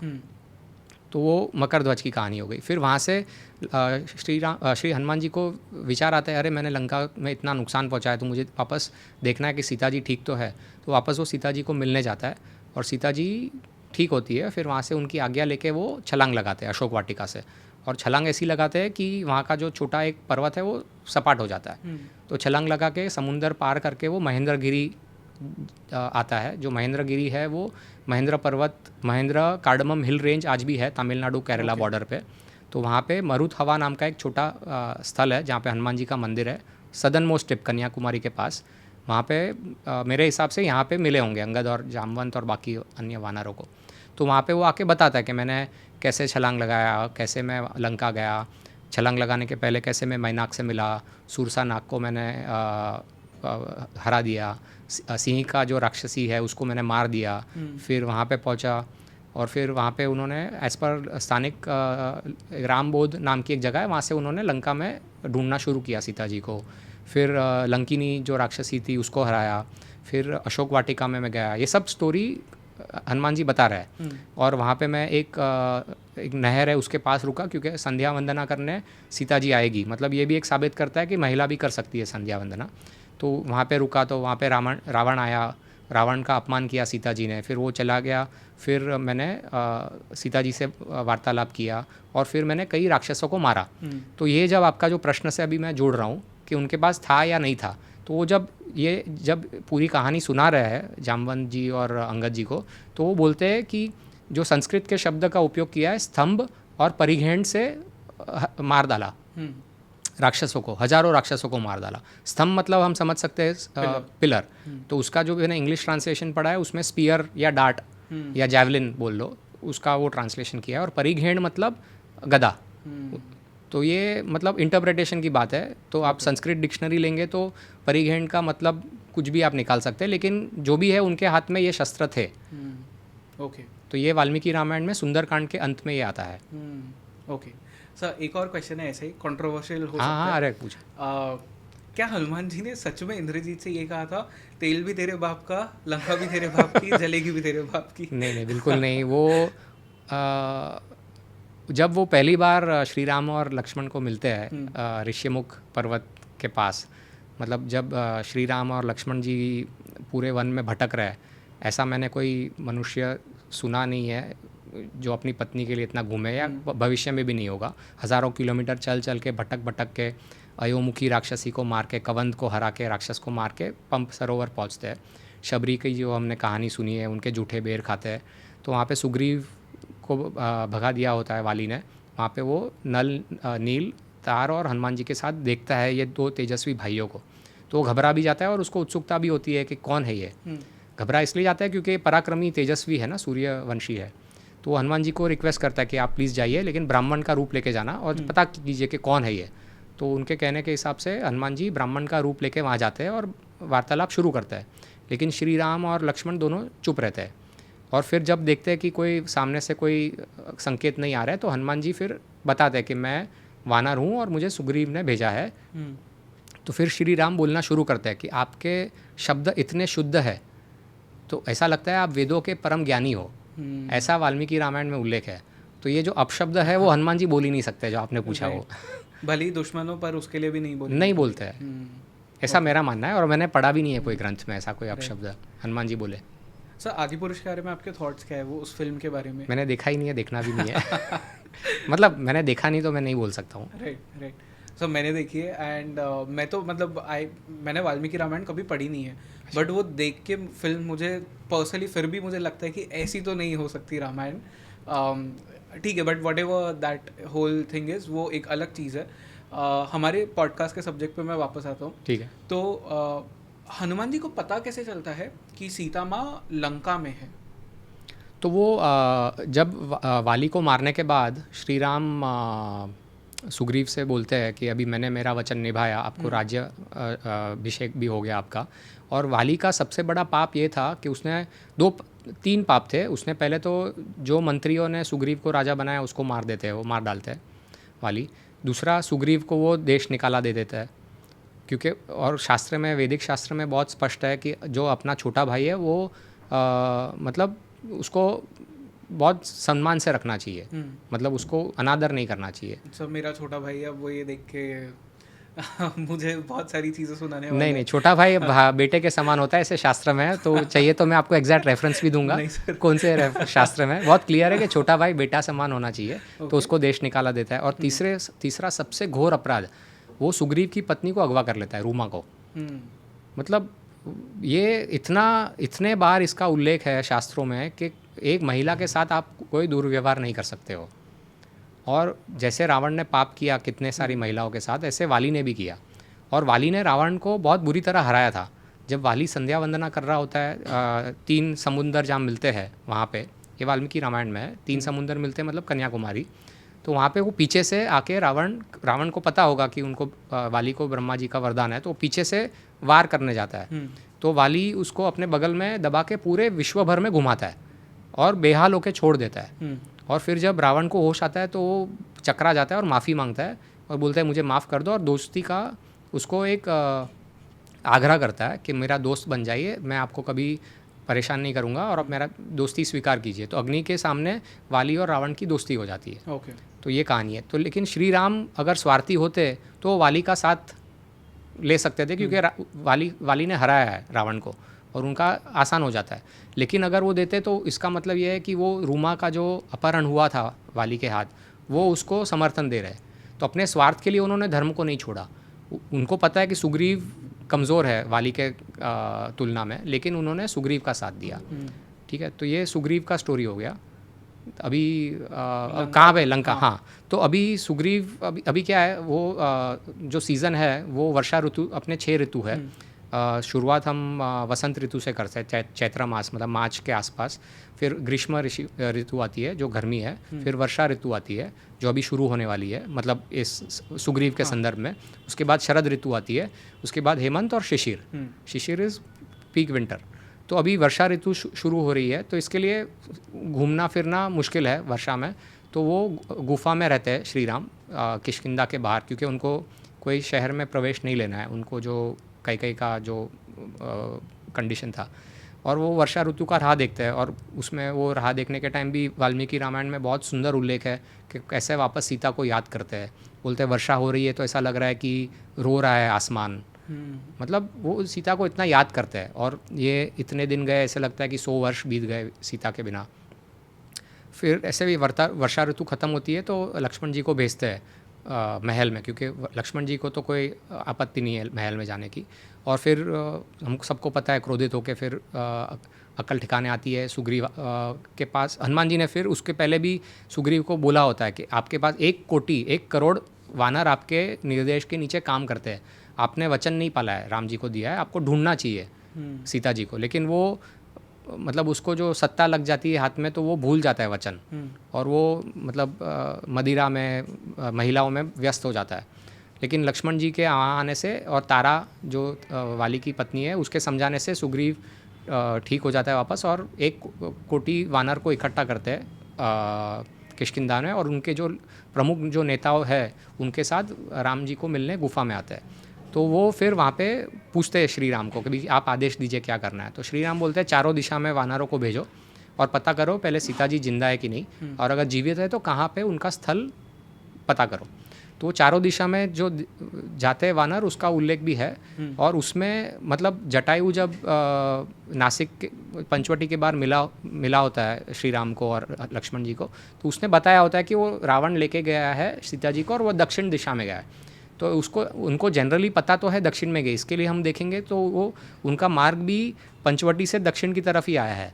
पंचवटी से तुलजापुर वहाँ से आते हैं, नलदुर्ग नाम की जगह है, फिर वहाँ से नीचे आके फिर वो किष्किंधा आते हैं कवंत के दिखाने। तो ये दक्षिण की दिशा में है उतना उनको पता है, और वही दिशा में जाना है। लेकिन चारों दिशा में इसलिए क्योंकि पता नहीं है कि राक्षस ने कहाँ छुपा के रखा है। तो इसलिए दक्षिण में सबसे महत्वपूर्ण और सबसे शक्तिशाली कौन है? हनुमान जी। इसलिए सुग्रीव हनुमान जी को दक्षिण में भेजते हैं। और अंगद भी बहुत शक्तिशाली है, वाली का पुत्र, और जामवंत भी बहुत ही चतुर और बहुत ही समझशील विजडम है उनमें। तो इसके लिए ये तीनों को दूसरे टीम के साथ दक्षिण में भेजते हैं। और दक्षिण में भी उन्होंने विवरण दिया है सुग्रीव ने कि आपको मतलब भारत देश को उन्होंने 4 भाग में जो डिवाइड किया था, 4 दिशा में भेजा। तो विंध्या पर्वत से डिवाइड किया था। विंध्या जो आज का हमारा मध्य भारत का जो पर्वत श्रृंखला है, तो वहाँ से दक्षिण में हनुमान जी और उनकी जो साथी थे वो गए थे। कौन से जगह पे गए? वो विदर्भ में आए जो आज का महाराष्ट्र है, फिर उत्कल और उत्कल मतलब उड़ीसा, उस जगह पे गए, कलिंग मतलब उड़ीसा, फिर वहाँ से आंध्रा, फिर चोल और पंड्या का भी उल्लेख आता है। अच्छा, तमिलनाडु, हाँ, चोल और पंड्या का भी नाम आता है। और फिर चेरा मतलब केरला। और वहाँ से फिर उन्होंने बोला है कि आप समुद्र के तट पे पहुँचेंगे और समुद्र के तट के उस पार लंका है। तो सुग्रीव इतना विवरण देता है, इसलिए उनको जनरल आइडिया तो है। इसलिए जो अंगूठी होती है श्री राम वो हनुमान जी को देते हैं, वो बाकी 3 जन को नहीं देते कि सीता जी मिलेगी तो बोलना कि मैं हनुमान जी का दूत, राम जी का दूत हूँ। तो इसके लिए ये वो दक्षिण दिशा में पता होता है जनरल आइडिया, लेकिन वो सब दिशा में ढूंढते हैं। ओके सर, और जब वो लंका पहुंचते हैं तो कोई ऐसी चीज़ है जो मतलब वहाँ पे वो, अब सबको पता है उन्होंने लंका जला दी, वो सीता माँ से भी मिलते हैं, वो एक अंगूठी उन्हें देते हैं राम जी की, जिससे सीता माँ को पता चलता है कि ये राम जी के साथ ही है। तो और भी कोई ऐसी चीज़ें वो करते हैं वहाँ पे जो लोगों को शायद पता ना हो? तो वो हाँ, एक अच्छी चीज़ ये है कि वो जैसे मैंने बताया वो रामबोध नाम का एक स्थान है, यहाँ पे हनुमान जी का भव्य मंदिर है, चिन्मय मिशन ने बनाया लगभग श्रीलंका में। तो वहाँ से वो शुरुआत करते हैं सीता जी को ढूंढने का। तो वो मतलब देखते हैं, जब वो विवरण वाल्मीकि रामायण में बहुत अच्छा दिया है कि वो जब वो एक छोटा स्वरूप ले लेते हैं क्योंकि उनको पकड़ा नहीं जाना है, तो उसमें वो कई राक्षस को देखते हैं। मतलब उनको पता भी चलता है कि ये राक्षस गुप्तचर है, मतलब किसने कौन सा वेश पहना है, कौन से अस्त्र उसने छुपा के रखे है, कोई ब्राह्मण के वेश में घूम रहा है, किसने गाय के जो चमड़े के वस्त्र पहने हैं। ऐसे सब देख के वो सब महलों में भी ढूंढते हैं, जो सेनापति है उनके महल में, और अंत में रावण के महल में पहुंचता है जो 1 योजन बाय आधा योजन बड़ा है, इतना भव्य है। और उसके कंपाउंड में वो पुष्पक विमान भी देखते हैं हनुमान जी। पुष्पक विमान का भी विवरण है, स्पेस शिप का ही विवरण है पूरा, मतलब अंदर पिलर है, हीरे मोती से जड़ा हुआ पुष्पक विमान है, अंदर स्टेयरकेस है, अंदर बैठने की जगह है, फिर खिड़कियाँ है पुष्पक विमान का। तो फिर और महल में जब घुसते हैं तब वो बहुत सारी महिलाओं को देखते हैं, अलग अलग टाइप की। जैसे नरसिंह पुराण में उल्लेख है कि रावण ने कई अप्सराओं और कई राजकन्याओं का अपहरण करके लंका में बंदी बना दिया था। तो वो कई महिलाओं को देखते हैं, कुछ ने कपड़े पहने हैं, कुछ ने नहीं पहना है, कुछ मदिरा पी के सोई हुई है, किसने गहने पहने हैं, मतलब सब ठीक दृश्य नहीं दिखता है। और वो महल की जो गंध भी है वो मदिरा की है, वो टाइप की, और मांस की है, मतलब वो टाइप का है। और फिर हनुमान जी रावण को उसके कमरे में देखता है, वो सो रहा है, तो हनुमान जी अपने आप को थोड़ा मतलब गिल्टी फील करते हैं कि मैंने कैसे सोच लिया कि सीता माता जैसी पवित्र महिला इस जगह पे होगी, वो अपना जान दे देगी बट इस जगह पे नहीं रह सकती है। लेकिन अपने समाधान के लिए मुझे पूरे लंका को एक छोटा कोना भी ढूंढना है। इस हिसाब से वो फिर पूरे घूमते घूमते अशोक वाटिका आते हैं। और जैसे मैंने बताया सुबह का समय होने वाला होता है, तो इसके लिए वो एक पानी का जो नहर है वहाँ रुकते हैं, सोचते हैं कि सीता जी यहाँ संध्या वंदना करने आएगी। ओके। लंका का किस तरह का डिस्क्रिप्शन दिया है वाल्मीकि रामायण में? बिकॉज जो टीवी शोज़ वगैरह से हमें पता चलता है लंका सोने की लंका कहा जाता है, हाँ, बहुत प्रॉस्पेरस है ऐसा कहा जाता है, तो एग्जैक्टली क्या डिस्क्रिप्शन? हाँ वैसे ही है। मतलब आज भी हम देखेंगे कि कोई भी जो चीज़ हानिकारक है वो हमेशा बाहर से बहुत अच्छी खूबसूरत ही लगती है। तो वैसे ही विवरण भी वैसे ही है। उसके बहुत बड़े दीवार है।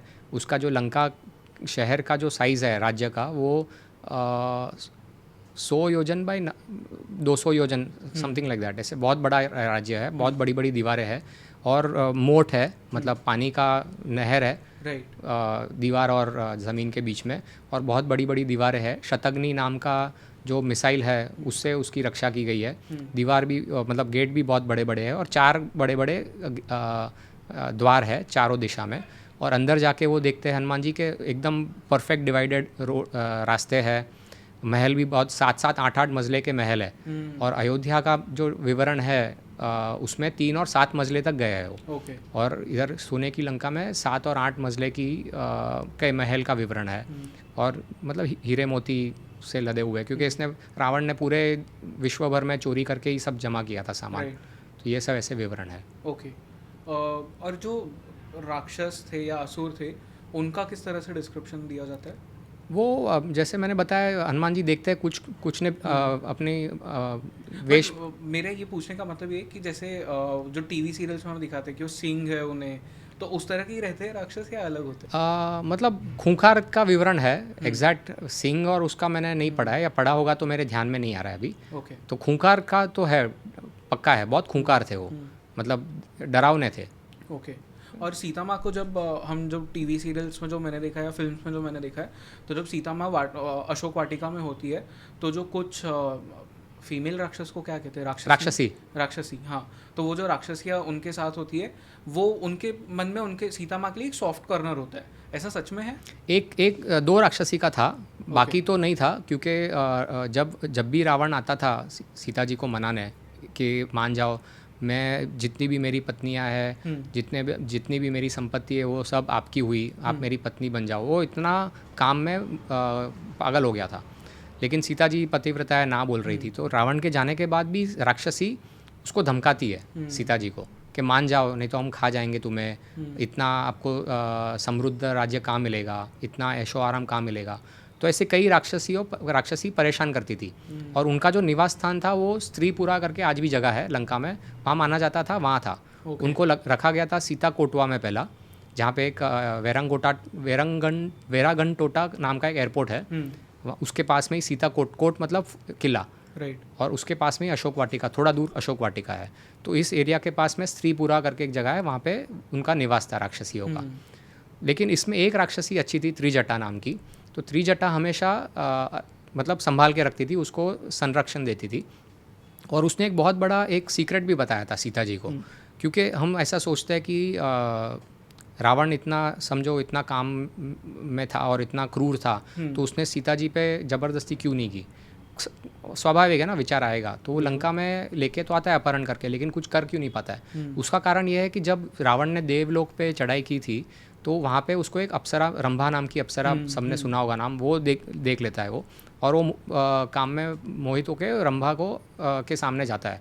तो रंभा बोलती है, अरे मैं तो कुबेर की बहू हूँ और उस कुबेर के लड़के नल कुबेर की पत्नी हूँ। तो कुबेर आपका स्टेप ब्रदर है, तो मैं आपकी भी बहू ही, और बहू बेटी के समान है, तो मैं बेटी हूँ, आप ऐसा मत बोलिए। तो रावण इतना नीच किस्म का राक्षस था कि उसने रंभा को भी नहीं छोड़ा। उस पर भी उसने ज़बरदस्ती की, अत्याचार किया। और रंभा जब दुखी होकर अपने पति को ये बात बताती है, नल कुबेर को, तो ये कहानी व्यास महाभारत में है, इसका उल्लेख मार्कंडेय ऋषि युधिष्ठिर को ये कहानी बता रहा है। तो वो नल कुबेर रावण के पास जाके श्राप देता है कि तू कोई भी महिला पे ज़बरदस्ती करेगा तो तेरा सर फट जाएगा, तेरे सब सर फट जाएंगे। तो ये ये सब अत्याचार के होने के लास्ट अंत में हुआ होगा, इसलिए काफ़ी अत्याचार उसने पहले कर लिए थे। राइट। तो ये अत्याचार के कारण उसको श्राप मिला रावण को, और ये श्राप की जानकारी त्रिजटा ने सीता को दी, इसलिए सीता जी को थोड़ा भय कम हो गया कि ये कुछ नहीं कर सकता है। ओके ये कहानी है। सर, आपने जैसे कहा, अच्छा सॉरी, एक और बात बताना, आपने बोला राक्षस का, हाँ। तो वो राक्षसी एक जो जब अंत में अग्नि परीक्षा हो जाती है, दिवरुमपोला नाम का एक जगह है लंका में, वहाँ पे अग्नि परीक्षा देती है सीता जी। उसके बाद राम जी उनको वरदान देते हैं सीता जी को कि आप मांगो, तो वो बोलती है कि एक राक्षसी ने मेरी बहुत अच्छी सेवा की थी, उनको आप वरदान दो। तो ये आनंद रामायण का जो ग्रंथ है उसमें ये उल्लेख है। तो वो श्री राम वरदान त्रिजटा को ये देते हैं राक्षसी को कि कोई भी मनुष्य अगर कोई यज्ञ करेगा गंदे विचारों से या सात्विक विचार नहीं रख के या सात्विक वेशभूषा नहीं रख के, तो उसके जो भी तपस्या के यज्ञ के जो फल है वो त्रिजटा का हो जाएंगे। ओके। तो इसलिए हम बोलते हैं ना कि स्वच्छता रख के आप करो। ओके सर, अबाउट रावण, तो रावण के क्राइम्स के बारे में हम प्रॉपर एक दूसरा एपिसोड कर ही रहे, एंड जो आपने अभी जैसे कहा कि अग्नि परीक्षा, इसके बारे में भी बहुत कंट्रोवर्सीज होती है, ये सब हम एक सेपरेट पॉडकास्ट में करेंगे। ठीक है। अभी मुझे हनुमान जी के बारे में फिर से बात करनी है आपसे। हाँ। हनुमान जी को चिरंजीवी कहा है। हाँ। तो आज भी वो जिंदा है। अब मुझे मैंने एक जब मैं प्रीवियस पॉडकास्ट कर रहा था डॉक्टर विनीत अग्रवाल के साथ, तो उनके द्वारा मुझे जानने मिला था कि हनुमान जी किम पुरुष वर्ष में रह रहे हैं एज अ चिरंजीवी। तो किम पुरुष वर्ष को तिब्बत वाला जो लोकेशन है, वो जोग्राफी है, वो माना जाता है। आपके अकॉर्डिंग कहाँ है अगर हनुमान जी इस वक्त है, जहाँ पे भी इस पूरी दुनिया में ग्रंथों के द्वारा कोई उल्लेख किया जाता है? हाँ है ना, बिल्कुल है, स्कंद पुराण में है। तो उसका मतलब किम पुरुष का भी हो सकता है, लेकिन मैंने जो पढ़ा है वो मैं बताता हूँ। तो उसका थोड़ा बैकग्राउंड भी देता हूँ मैं।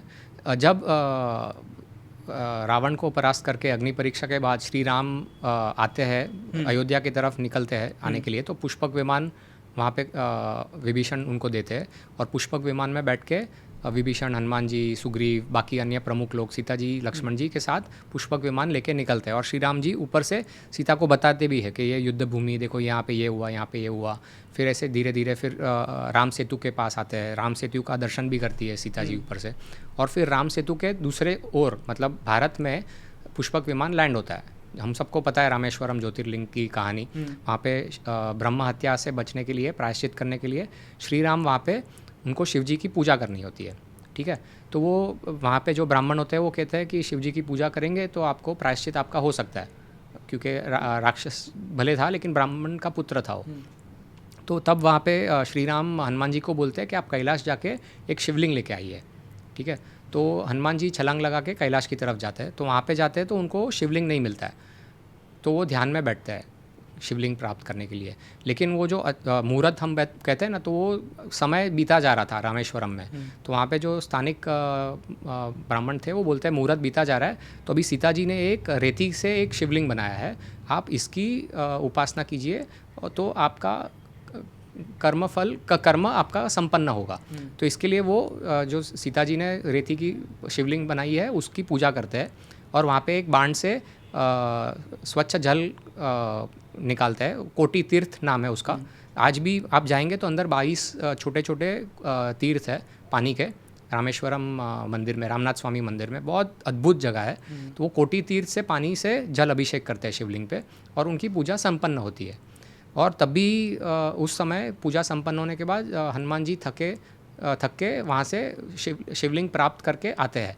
तो थोड़ा नाराज़ हो जाते हैं क्योंकि इतना दूर तक आए लेकिन यहाँ पे तो हो गई।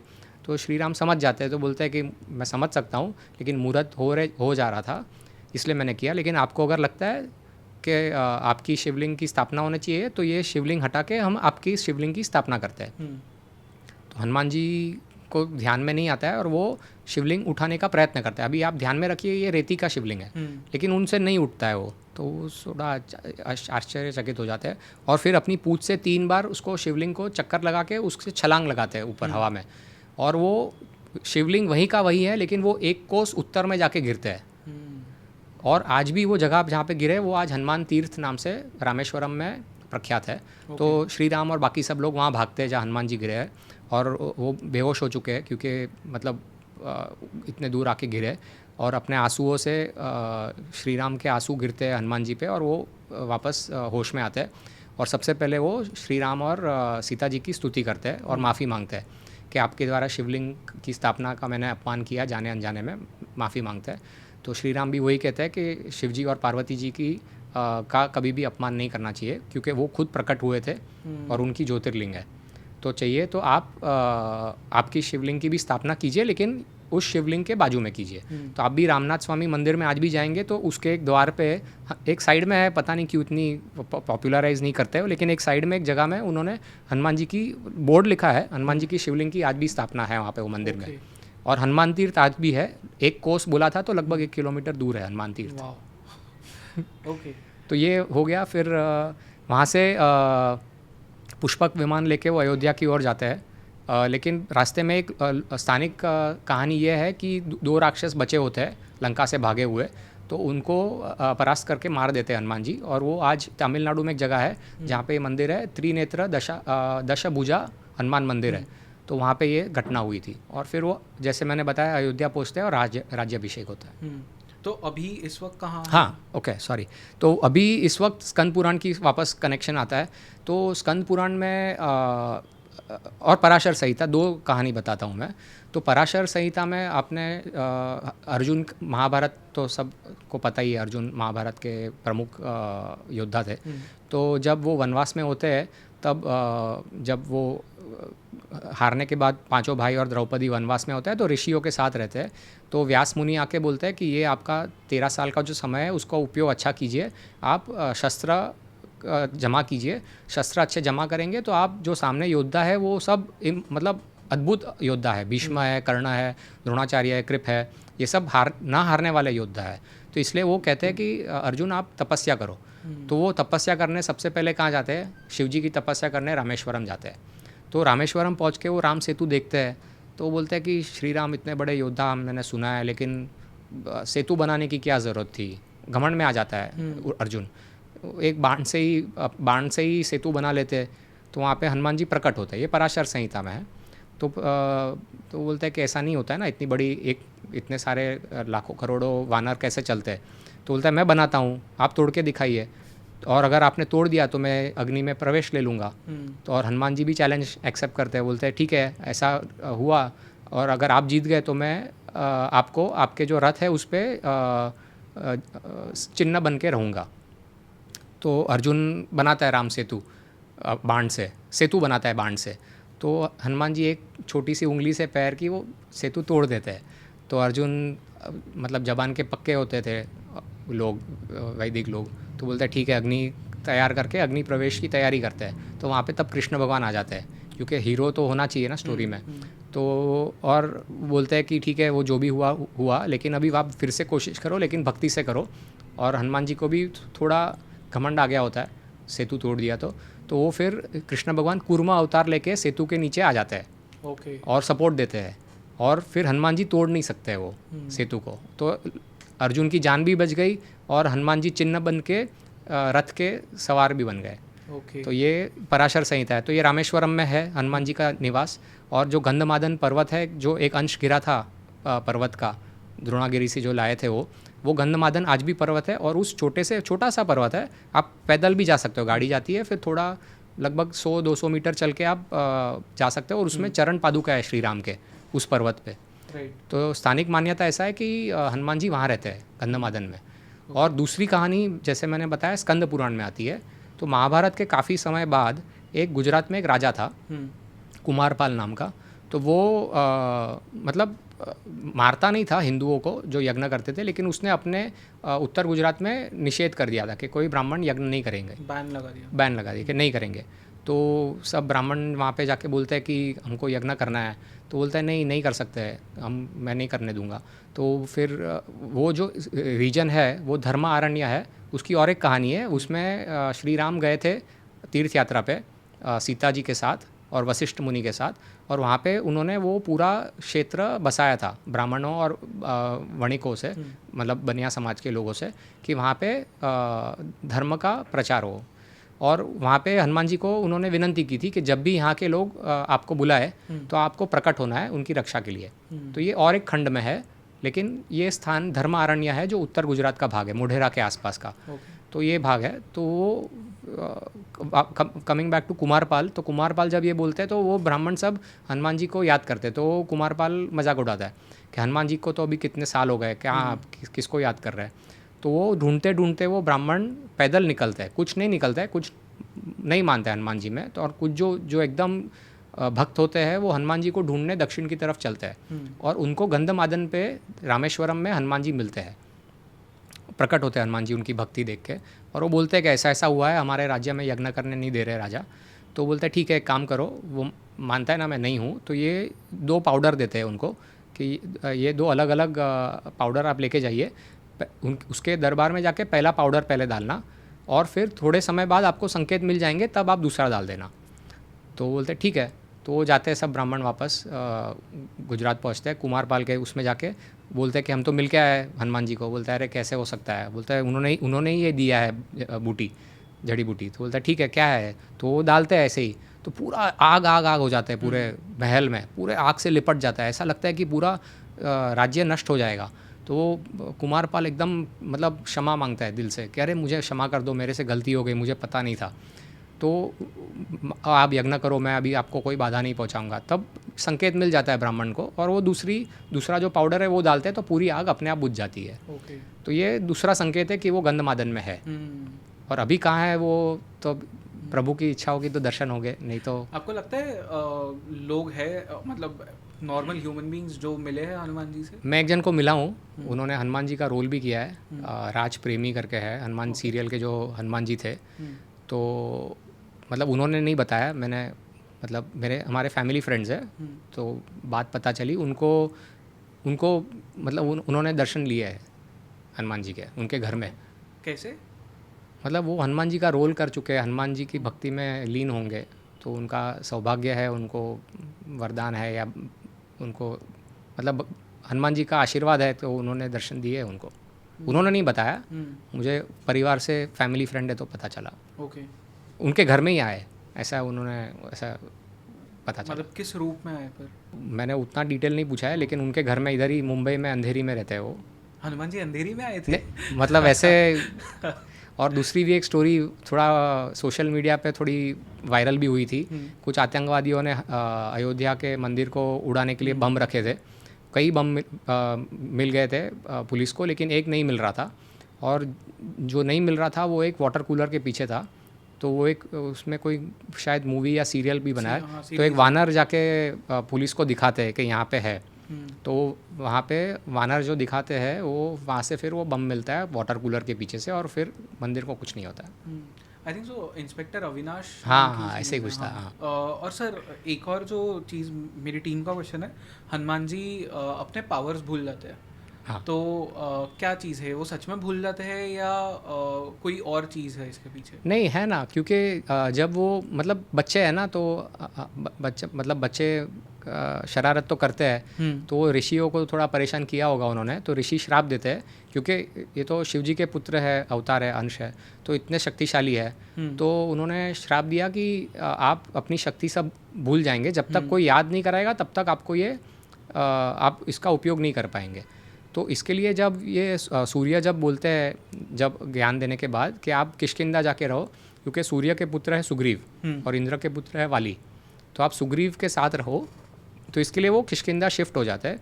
और जब वाली देश निकाला देता है सुग्रीव को और उसकी पत्नी को अगवा करता है, तो हनुमान के लिए चुटकी का काम था वाली को हराना, लेकिन तभी उनको अपनी शक्ति का ज्ञान नहीं था, इसलिए वो वाली को नहीं हरा पा रहे। और जब वो ढूंढने गए सीता जी को, तो जामवंत जी जब वो समुद्र तट पे पहुँचे, और वहाँ पे जटायु के भाई संपाति जो है पक्षी, वो सुन लेते हैं ये वानरों की बात, क्योंकि अभी तो समुद्र तट पे आ गए और कितना दूर है लंका पता नहीं है, क्या करेंगे। तो वो सुन लेते हैं, संपाति वहाँ पे आके जटायु का नाम बातों बातों में तो आके बोलते हैं, अरे जटायु तो मेरे भाई थे, मुझे बहुत दुख हुआ सुन के मेरे भाई की हत्या की रावण ने, मैंने उसको जाते हुए खुद देखा है, लंका की तरफ गया है वो दक्षिण में, लेकिन यहाँ से वो 100 योजन दूर है। तो कोई वानर बोलता है मैं 10 योजन छलांग मार सकता हूँ, कोई 20 बोलता है, अंगद बोलता है मैं 100 योजन छलांग लगा लूँगा, लेकिन वापस आ सकूँगा कि नहीं उसका मुझे भरोसा नहीं है। तो सब चिंतित होते, तब जामवंत हनुमान जी को अपनी पूरी कहानी सुनाते हैं खुद की, तब उनकी अंदरूनी शक्ति जागृत हो जाती है और फिर वो 100 योजन छलांग लगा सकते हैं। ओके। और सर एक और चीज़ है, जैसे महाभारत की जो हम बात कर रहे थे, तो कर्ण की मृत्यु ऑलमोस्ट होती है हनुमान जी की वजह से, ये क्या स्टोरी है? नहीं, मैंने तो नहीं पढ़ा ऐसे। ओके। कर्ण की मृत्यु खुद अपने कर्मफल भुगत रहे थे कर्ण, भले वो सूर्यपुत्र थे लेकिन वो अधर्म के साथ थे, तो इसके लिए उनकी मृत्यु हुई। ओके। और ऐसी भी कोई चीज़ है आजन की जब हनुमान जी ने अपना वर्जन जो था रामायण का, वो जब वाल्मीकि जी को बताया, तो वाल्मीकि जी ने भी कहा था कि तुम्हारा वर्जन मेरे वर्जन से ज़्यादा बेटर है? हाँ, ये मैंने भी कहाँ पढ़ा है, मतलब शास्त्र में नहीं, कोई ब्लॉग में पढ़ा है मैंने। ओके। क्या चीज़ है ये? तो हनुमान जी परम भक्त थे श्री राम के, हम्म। और श्री राम भक्त थे शिव जी के। हम्म। और पार्वती जी ने पूछा था शिव जी को कि आप किसके ऊपर ध्यान कर रहे हो, तो शिव जी ने कहा था मैं श्री राम के नाम पे ध्यान कर रहा हूँ। तो मतलब शिव और विष्णु में कोई अंतर नहीं है, ये शिव जी भी कहते हैं और विष्णु जी भी कहते हैं। और जब अश्वमेध यज्ञ हुआ था श्री राम का, तो एक राजा था जिसको जो शिव जी का भक्त था, शिप्रा नदी पे उसने तपस्या की थी शिव जी की, और शिव जी ने बोला था कि जब भी तुम तकलीफ़ में होंगे मैं तुम्हारी रक्षा करने आऊँगा। तो जब अश्वमेध यज्ञ आता है का घोड़ा आता है, तो ये यज्ञ के घोड़े को रोक लेता है, और रोकने के बाद युद्ध होता है, और इनको हरा नहीं पा रहे ये राजा को, शत्रुघ्न जी और सब लोग। तो तब हनुमान जी और शत्रुघ्न जी याद करते हैं श्री राम को, तो वो वहाँ आते हैं और वो खुद भी बोलते हैं कि मेरे में और शिव जी में कोई अंतर नहीं है। ओके। तो दोनों सेम है, तो इसलिए ये कहानी है। और आपका प्रश्न, सॉरी? वाल्मीकि जी कहते हाँ, तो ये परम भक्त थे। तो परम भक्त इतने थे कि उनको कोई, मतलब मैंने पहले ही स्टार्टिंग में ही बताया ना, सात्विक भक्ति थी। उनको कोई अपेक्षा नहीं थी कि मैं भक्ति करूँगा तो मुझे धन प्रतिष्ठा या कुछ मिले, ऐसे कोई मतलब कुछ उनको कोई स्वार्थ नहीं था, कोई मोह नहीं था, कोई लोभ नहीं था। उनको सिर्फ श्री राम की सेवा करनी थी। जब वो समुंदर पार करके भी जा रहे थे, तो महेंद्रगिरी से लंका की तरफ, तो मैनाक पर्वत समुद्र के बीच में से आते हैं और बोलते हैं आप थोड़ा आराम कीजिए। तो बोलते हैं आप कौन है? तो बोलता है कि मैं वायु ने मुझे मदद की थी, मैं मैनाक हूँ, पार्वती जी का भाई और हिमावत और मैना का बेटा हूँ, और इसलिए मुझे आपको मदद करनी है क्योंकि आपके पिता वायुपुत्र ने मुझे मदद की थी। लेकिन वो बोलते हैं जब तक श्री राम का काम ख़त्म नहीं होता है मैं आराम नहीं करूँगा। तो ये भाव था उनमें। और वाल्मीकि जी को वरदान था ब्रह्मा जी का कि आपका जो ग्रंथ है वो जब तक सूरज चांद रहेगा तब तक ये प्रतिष्ठित रहेगा। तो थोड़ा उसमें एक थोड़ा राजसिक रंग आ जाता है। तो ये अंतर था दोनों के ग्रंथ में। ओके सर, हनुमान जी के बारे में अगर हम बात कर रहे हैं तो हनुमान चालीसा के बारे में बात कैसे ना करें। हनुमान चालीसा एग्जैक्टली है क्या आपके अकॉर्डिंग? जैसे मैंने बताया, सीता जी ने वरदान दिया था। देखो, पृथ्वी पे बहुत सारे सकारात्मक शक्तियाँ भी है और नकारात्मक शक्तियाँ भी है। और नकारात्मक जनरली हम मानते हैं भूत पिशाच, भूत प्रेत, वो सब हम मानते हैं वो शक्तियाँ होती है, असुरी शक्ति होती है। तो वो कहीं ना कहीं सामान्य मनुष्य को शायद तकलीफ़ पहुंचा सकती है। तो सीता जी ने वरदान दिया था हनुमान जी को कि आपकी जो भक्ति करेगा उसको भूत प्रेत पिशाच कोई नुकसान नहीं पहुंचा पाएगा। तो हमारे शास्त्र में, हमारे संस्कृति में ऐसा है कि जब भी हम कोई तकलीफ़ में हो तो हम हमारे इष्ट देव को याद करते हैं तो वो प्रकट होते हैं, सच्ची भक्ति हो तो। और ऐसे कई सारे कवच है, मतलब सुदर्शन कवच एक है, तो जो विष्णु जी का कवच है, फिर श्री राम का कवच है, फिर दुर्गा माता का कवच है, फिर हनुमान जी का कवच है। हनुमान जी के भी 2 कवच है, एक मुखी और एक पंचमुखी कवच है। तो वैसे ही एक हनुमान चालीसा एक कवच टाइप है जिसका उच्चार करने से जो पॉजिटिव एनर्जी क्रिएट होती है अपने आसपास, तो वो नकारात्मक जो शक्तियाँ है वो उसको कम कर देती है, उसको दूर भगा देती है। सर बहुत सिली क्वेश्चन हो सकता है, पर जो नकारात्मक शक्तियाँ हैं, जो नेगेटिव एनर्जीज है या जो भूत है, वो अगर इंडिया का ना हो तो, मतलब अगर कोई क्रिश्चियन भूत हो तो? नहीं, कोई भी उनको धर्म नहीं कहूँगा, कोई भी रिलीजन का हो, भूत तो भूत ही है। जब उसमें फ़र्क ये है, मेरा जो मानना है वो, कि जब आदमी की मृत्यु होती है कोई भी व्यक्ति की, तो उसकी प्रेत आत्मा होती है, मतलब शव होता है, तो आत्मा तो सब में है। तो इसके लिए हम हमारे धर्म में, सनातन धर्म में कहते हैं भगवान उनकी आत्मा को सदगति दे। सदगति मतलब सत्य, अच्छी दिशा दे, गति मतलब स्पीड।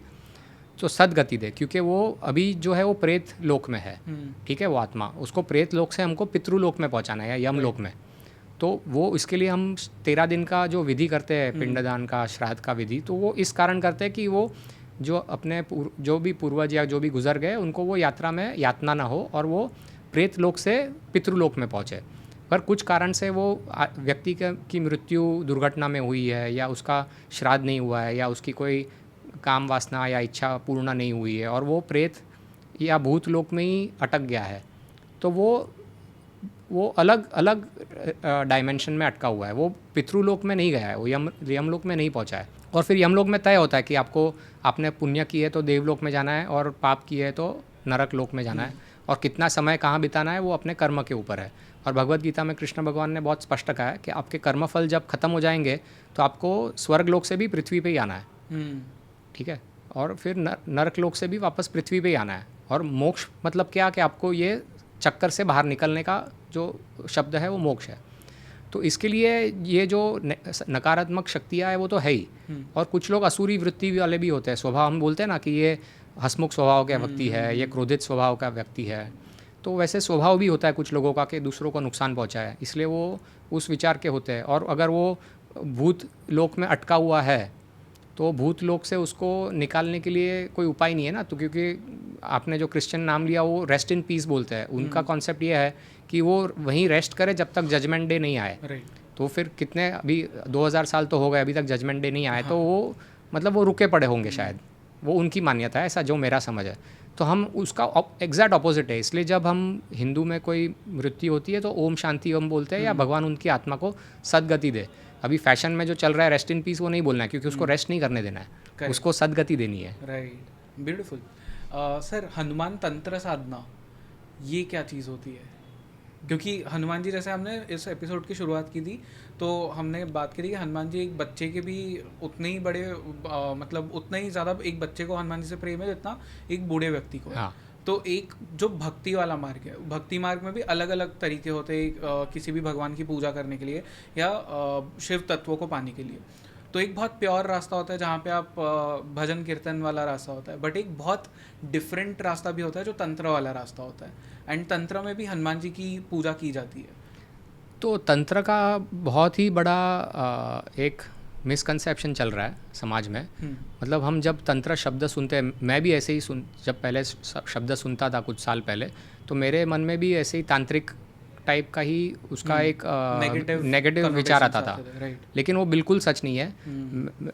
एक सबसे अद्भुत शास्त्र जो है, जो कोई साधक को सच में अगर मोक्ष के रास्ते पे चलना है, अद्भुत मतलब सच में अद्भुत, वो त्रिपुरा रहस्य है, तंत्र का एक अद्भुत शास्त्र है। ओके। और ये जब श्री राम मिथिला में सीता जी का हाथ जीत के वापस आ रहे थे, तो उन्होंने वहाँ पे शिव जी की का जो धनुष था उसको उठाया था, और जब वापस आ रहे थे तब हम सब ने, काफ़ी लोग ने सुना है परशुराम जी मिलते हैं उनको। वो आज भी वो जगह है दोहरी घाट गंगा के तट पे, तो वहाँ पे मिलते हैं और बोलते हैं कि मैंने शिव जी के धनुष का आवाज़ सुना और मुझे विश्वास नहीं हुआ, इसलिए मैं देखने आया हूँ। और वो बोलते हैं ये विष्णु जी का धनुष है, इसको आप उठा के दिखाओ। तो वो श्री राम आराम से उठा लेते हैं और एक बाण भी छोड़ते हैं हवा में और गर्जना होती है। तो परशुराम जी संतुष्ट हो जाते हैं कि हाँ ये विष्णु अवतार या दिव्य रूप है, और फिर वो धनुष को वरुण या पानी में बहा देते हैं, विसर्जन करते हैं और खुद चले जाते हैं। उनका घर है महेंद्र पर्वत, not Mahendra hill of Tamil Nadu, but Gajapati district Orissa में एक महेंद्र पर्वत है वहाँ पे। तो वो जब दोहरी घाट से महेंद्र पर्वत की दिशा में आते हैं तो त्रिपुरा रहस्य में ये इसका उल्लेख है कि वो मिलते हैं ऋषि दत्तात्रेय से। तो ऋषि दत्तात्रेय उनको तंत्र का ज्ञान देते हैं, और वो बोलते भी है कि ये एक रहस्यमय ज्ञान है, और जो एकदम इसके लिए तैयार है उसको ही देना चाहिए, और जो इसमें मानता है वो। और इतना सात्विक ज्ञान है वो, अगर आप उसको पढ़ेंगे तो आपके इतने सारे जो डाउट्स है मन में, विचार है कि ये ऐसा क्यों हो, जो सात्विक विचार की जो सर्वोच्च एक ग्रंथ में इसकी मैं गिनती कर सकता हूँ, त्रिपुरा रहस्य। तो ये तंत्र का उपयोग भी मैंने जैसे बताया कि कोई भी कार्य करो, सात्विक, राजसिक या तामसिक है, अगर आप एकदम निस्वार्थ भाव से कोई फल की अपेक्षा किए बिना कोई काम कर रहे हो, यज्ञ हो या भक्ति हो, तो वो सात्विक हो गया। फिर भगवान ने जो भी दिया आपको प्रसाद बुद्धि से आपने उसको अपनाया। राजसिक ये कि मुझे कोई फल चाहिए, मुझे गाड़ी चाहिए, बंगला चाहिए, मुझे प्रमोशन चाहिए, पैसा चाहिए, वो भी ठीक है क्योंकि हम समाज में जी रहे हैं और गृहस्थ आश्रम में हमको अर्थ भी कमाना है, प्रतिष्ठा भी कमानी है, और धर्म में से जब तक करेंगे वो तब तक ठीक है। लेकिन जो तामसिक कार्य है, दूसरों को हानि पहुंचा के मुझे लाभ चाहिए, वो ठीक नहीं है। मतलब आप कोई भी चीज़ को, आप गाड़ी को 60 की स्पीड में भी चला सकते हो, 150 की स्पीड में चला के भी किसी को उड़ा सकते हो। तो आप वही चीज़ का उपयोग कैसे करते हो उसके ऊपर है। तो मुझे लगता है ये तंत्र शब्द का उपयोग हमें ज़रा सोच समझ के करना चाहिए। पर हनुमान जी क्यों रिलेटेड है तंत्र से? मुझे इसकी जानकारी नहीं है। ओके। कोई ऐसी चीज़ जो हमसे छूट गई हो इस पॉडकास्ट में अब तक बात करने के लिए, बट हनुमान जी के बारे में लोगों को जानना ज़रूरी है? कोई मिसकंसेप्शंस हो सकते हैं या कोई और चीज़ हो सकती है? हाँ, एक बहुत ही अच्छी कहानी मैंने पढ़ी शिव पुराण या स्कंद पुराण में। वो ये थी कि जब राज्याभिषेक हो जाता है श्री राम का और वो सीता जी के साथ विराजमान है, तो फिर हनुमान जी इच्छा करते हैं कि मैं शिव जी के दर्शन लूँ, और वो कैलाश की तरफ जाते हैं। तो वहाँ पे कैलाश पहुँचने के बाद नंदी जी उनको रोक लेते हैं, अरे आप नहीं जा सकते हो। तो हनुमान जी बोलते हैं क्यों, क्या हुआ? बोलते हैं आपने कई राक्षसों का वध किया है, आप जब तक आप कर्मफल आपके जब तक नहीं धुल जाते तब तक आप यहाँ पे ये पवित्र जगह नहीं आ सकते हो। तो बोलते हैं लेकिन मैंने तो देव कार्य किया है। बोलते देव कार्य किया है लेकिन आपने हत्या की है, तो आपको उसका प्रायश्चित तो करना ही है। तो बोलते हैं, बहुत विनम्रता से नंदी जी को पूछते क्या करना चाहिए। बोलते हैं आप नर्मदा के तट पे तपस्या कीजिए, और जहाँ पे नर्मदा सोमनाथ के पास नदी में मिलती है वहाँ पे आप जाके तपस्या कीजिए। तो वो हनुमान जी मान लेते हैं और वो तपस्या करने जाते हैं, और बहुत साल के बाद शिव जी प्रकट होते हैं और आशीर्वाद देते हैं कि अभी आपका प्रायश्चित पूरा हुआ और आपका कर्मफल सब मिट गया है। तो ये जगह है भरूच में, एक नीलकंठेश्वर महादेव। तो वहाँ पे शिवलिंग भी है और हनुमान जी की मूर्ति भी है। वाह। तो ये है। और फिर वो जब हनुमान जी दर्शन ले लेते हैं शिवलिंग के और शिव जी के, और बाद में आते हैं अयोध्या, तो श्री राम भी बहुत आश्चर्यचकित हो जाते हैं ये सुन के। तो बोलते हैं कि हमने भी बहुत सारे राक्षसों को मारा है, लक्ष्मण और मैंने। तो रामेश्वरम में तो ब्रह्महत्या का हो गया, तो बाकी राक्षस का भी प्रायश्चित करना है। तो वो खुद भी नर्मदा के तट पे प्रायश्चित करते हैं, और वो दोनों भाई शिवलिंग की स्थापना करके प्रायश्चित करते हैं। और ये मंदिर है आज का जबलपुर जो है उसके पास कुंभेश्वर महादेव करके, वहाँ पे आज भी 2 ट्विन शिवलिंग है।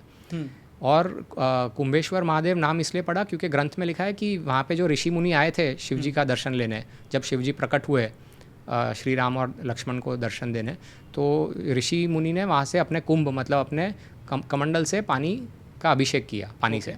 तो इसलिए इसका नाम कुंभेश्वर महादेव है। ओके। सर, राम जी और हनुमान जी बहुत ही स्पेशल रिलेशनशिप है ये। कुछ लोग कहते हैं कि ब्रदरहुड है, कुछ लोग कहते हैं कि हनुमान जी राम जी के सेवक थे, कुछ कहते हैं कि उनके भक्त थे। बहुत सारे अलग अलग कनोटेशंस है। बट हम एंड की बात करते हैं। श्री राम जब मतलब डेथ तो नहीं कहूँगा मैं उसे, जल समाधि, तो वो मतलब अपना त्याग कर रहे थे अपने बॉडी का, शरीर का, और उनका समय हो गया था वापस जाने का। तो किस तरह से हनुमान जी ने हैंडल किया उस चीज़ को? तो उसकी कहानी अलग अलग रामायण में अलग अलग रीत से दी गई है। तो वाल्मीकि रामायण में ऐसा उल्लेख है कि जब दुर्वासा ऋषि आते हैं श्री राम को मिलने, तब लक्ष्मण जी उनको रोक देते हैं।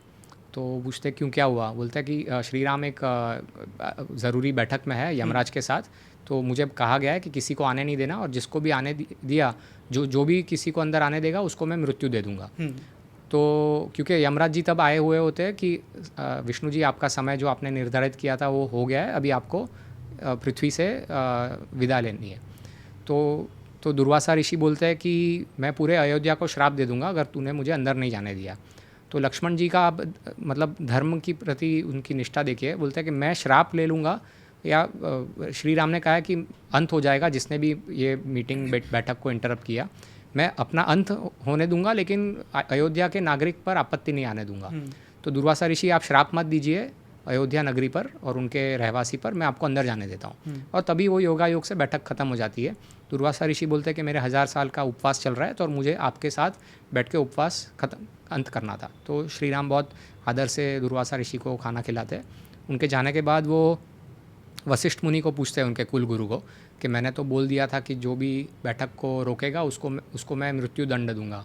तो अभी ये तो मेरा भाई मेरे जान से प्यारा है, क्योंकि श्री राम ने बोला था कि मेरा एक प्राण है ना, वैसे मेरे और 3 प्राण हैं, एक सीता जी में, एक लक्ष्मण जी में और एक हनुमान जी में, ऐसा उन्होंने कहा था। और दूसरा भी एक जगह पे उनका वाक्य का उल्लेख है कि भरत मुझे मेरे जान से भी प्यारा है। तो ये हनुमान जी और श्री राम का ये है कि उनको अपना प्राण मानते थे श्री राम, हनुमान जी को और लक्ष्मण जी को।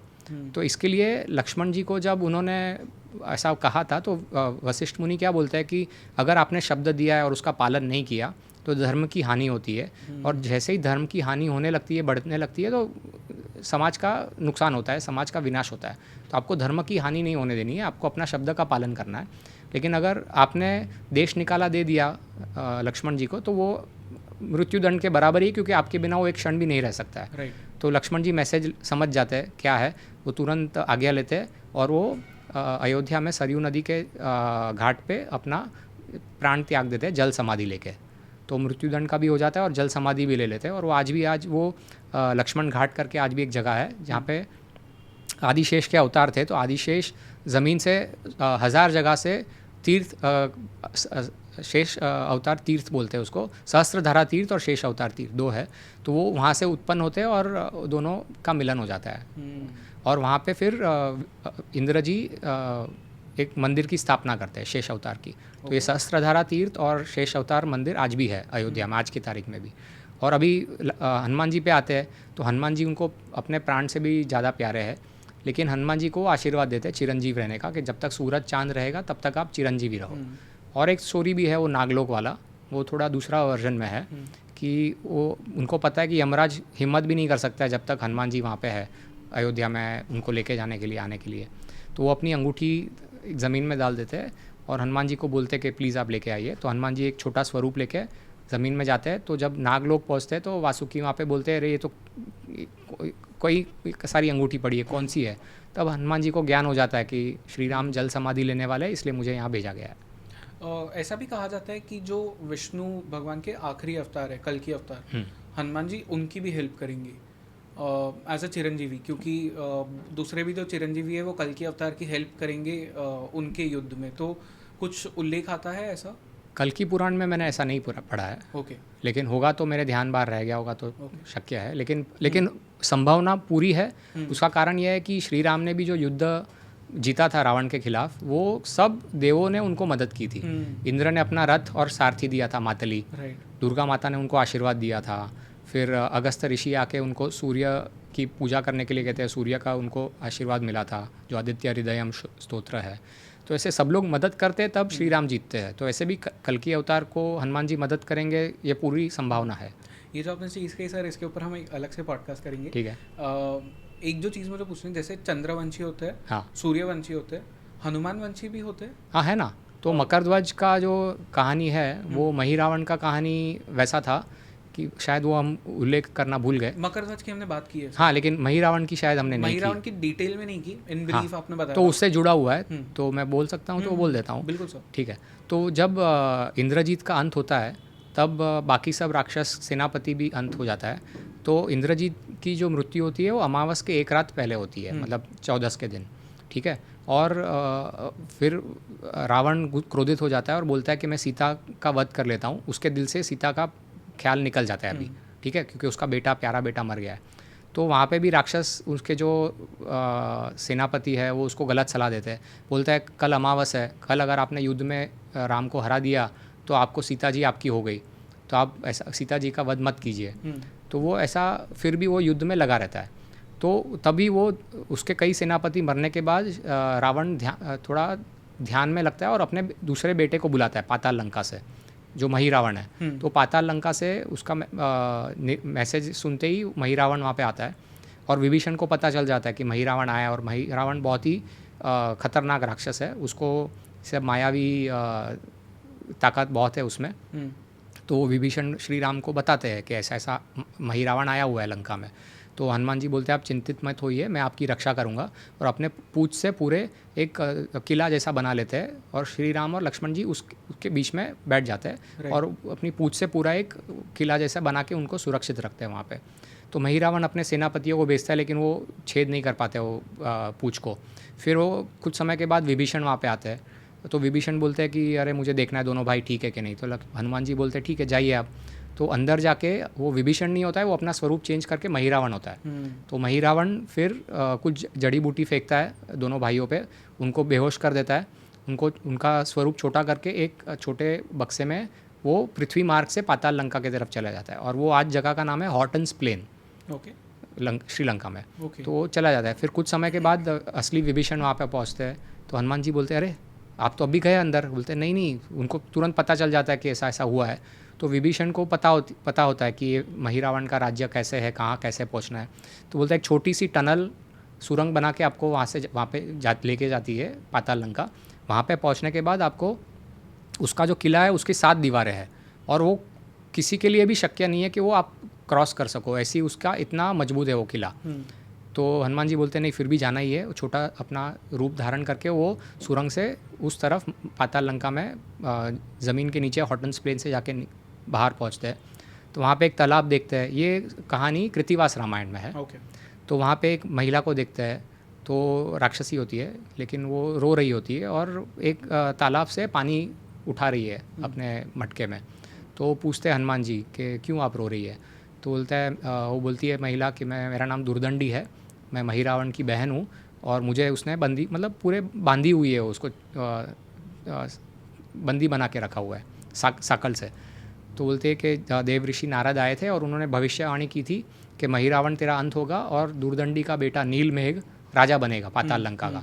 तो तब से उसको अपने में मतलब इनसिक्योरिटी आ गई और उसके कारण उसने मुझे और मेरे बेटे नीलमेघ को बंदी बना दिया है। लेकिन आज उसको एक बलि चढ़ानी है, तो इसके लिए मुझे कोई सात्विक व्यक्ति को भेजना है, इसलिए मुझे भेजा है पानी लाने के लिए।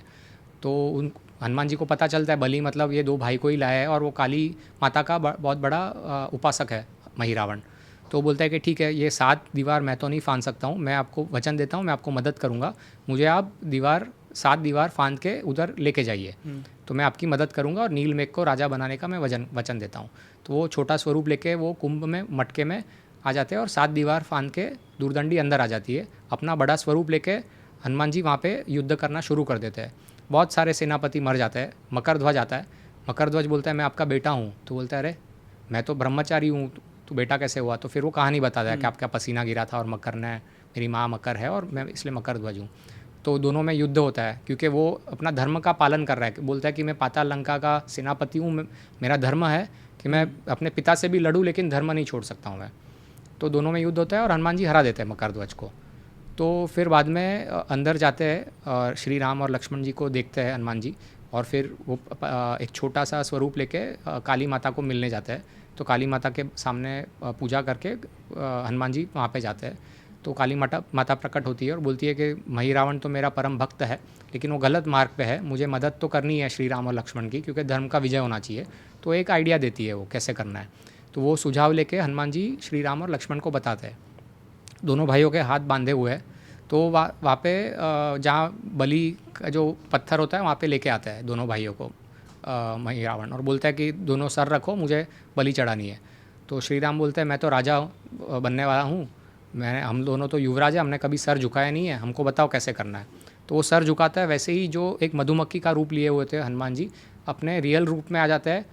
5 दिए होते हैं तो पंचमुख बना लेते हैं और पंचमुख से 5 दिए बुझा के महिरावण की तलवार लेके महिरावण का सर कलम कर देते हैं। और वो जो 5 मुख है वो एक वानर रूप है, एक गरुड़ का एक शेर था उनका, एक नरसिम्हा, एक वराह और एक हय मतलब घोड़ा। तो ये पंचमुखी हनुमान। हाँ, तो ये पंचमुखी हनुमान का महत्व है। इसलिए पंचमुखी हनुमान कवच माना जाता है कि भूत प्रेत पिशाच को अपने से आने से रोकता है। तो ये कहानी है। तो मकरध्वज बाद में महिरावण के बाद अहिरावण उसका महिरावण का बेटा है, वो भी युद्ध करता है, वो भी हार जाता है हनुमान जी के सामने। और फिर नीलमेघ को राजा बना देते हैं हनुमान जी और मकरध्वज को वहाँ का मुख्य सेनापति बनाते हैं। अभी मकरध्वज के जो वंशज है वो उसके परपोते का नाम था जेठीध्वज। तो जो जेठवा राजपूत है गुजरात के, वो मकरध्वज या हनुमान जी के वंशज है। और उनका एक मंदिर है द्वारका में और पोरबंदर में, जेठवा समाज का। तो आज भी आप जाएंगे तो काफ़ी लोगों के जो सरनेम है वो जेठवा है गुजरात में। तो वो हनुमान जी के वो वंशज है। मकर ध्वज के। काफ़ी फैसिनेटिंग चीज़ है ये एक्चुअली, दिस वाज समथिंग जो मुझे नहीं पता था आज तक। अच्छा। पर पिछले बार क्योंकि हमने शुभ विलास जी के साथ जो हनुमान जी का एपिसोड किया था, उसमें एक हमारे व्यूअर ने कमेंट किया था कि हनुमान जी के जो वंशज है उनके बारे में, या हनुमान वंशी जो है उनके बारे में आप बताइए। तो इसलिए मैंने आज ये क्वेश्चन पूछा and I am so glad कि मुझे इसका आंसर मिला। सो थैंक यू ये एपिसोड करने के लिए। Thank you. हनुमान जी के बारे में बहुत कुछ जानने मिला। I think so this was one of the best episodes about Hanuman ji in the podcast industry, ये मैं कह सकता हूँ विद गारंटी। हनुमान जी का आशीर्वाद है। इतना नॉलेज सर नहीं मिलता कहीं से भी, तो थैंक यू सो मच ये नॉलेज हमारे लिए, हम पे इम्पार्ट करने के लिए और व्यूअर्स तक भी पहुंचाने के लिए सर। थैंक यू, आपने मुझे बुलाया उसके लिए धन्यवाद। और जय श्री राम और बजरंग बली की जय। बजरंग बली की जय सर, जय श्री राम।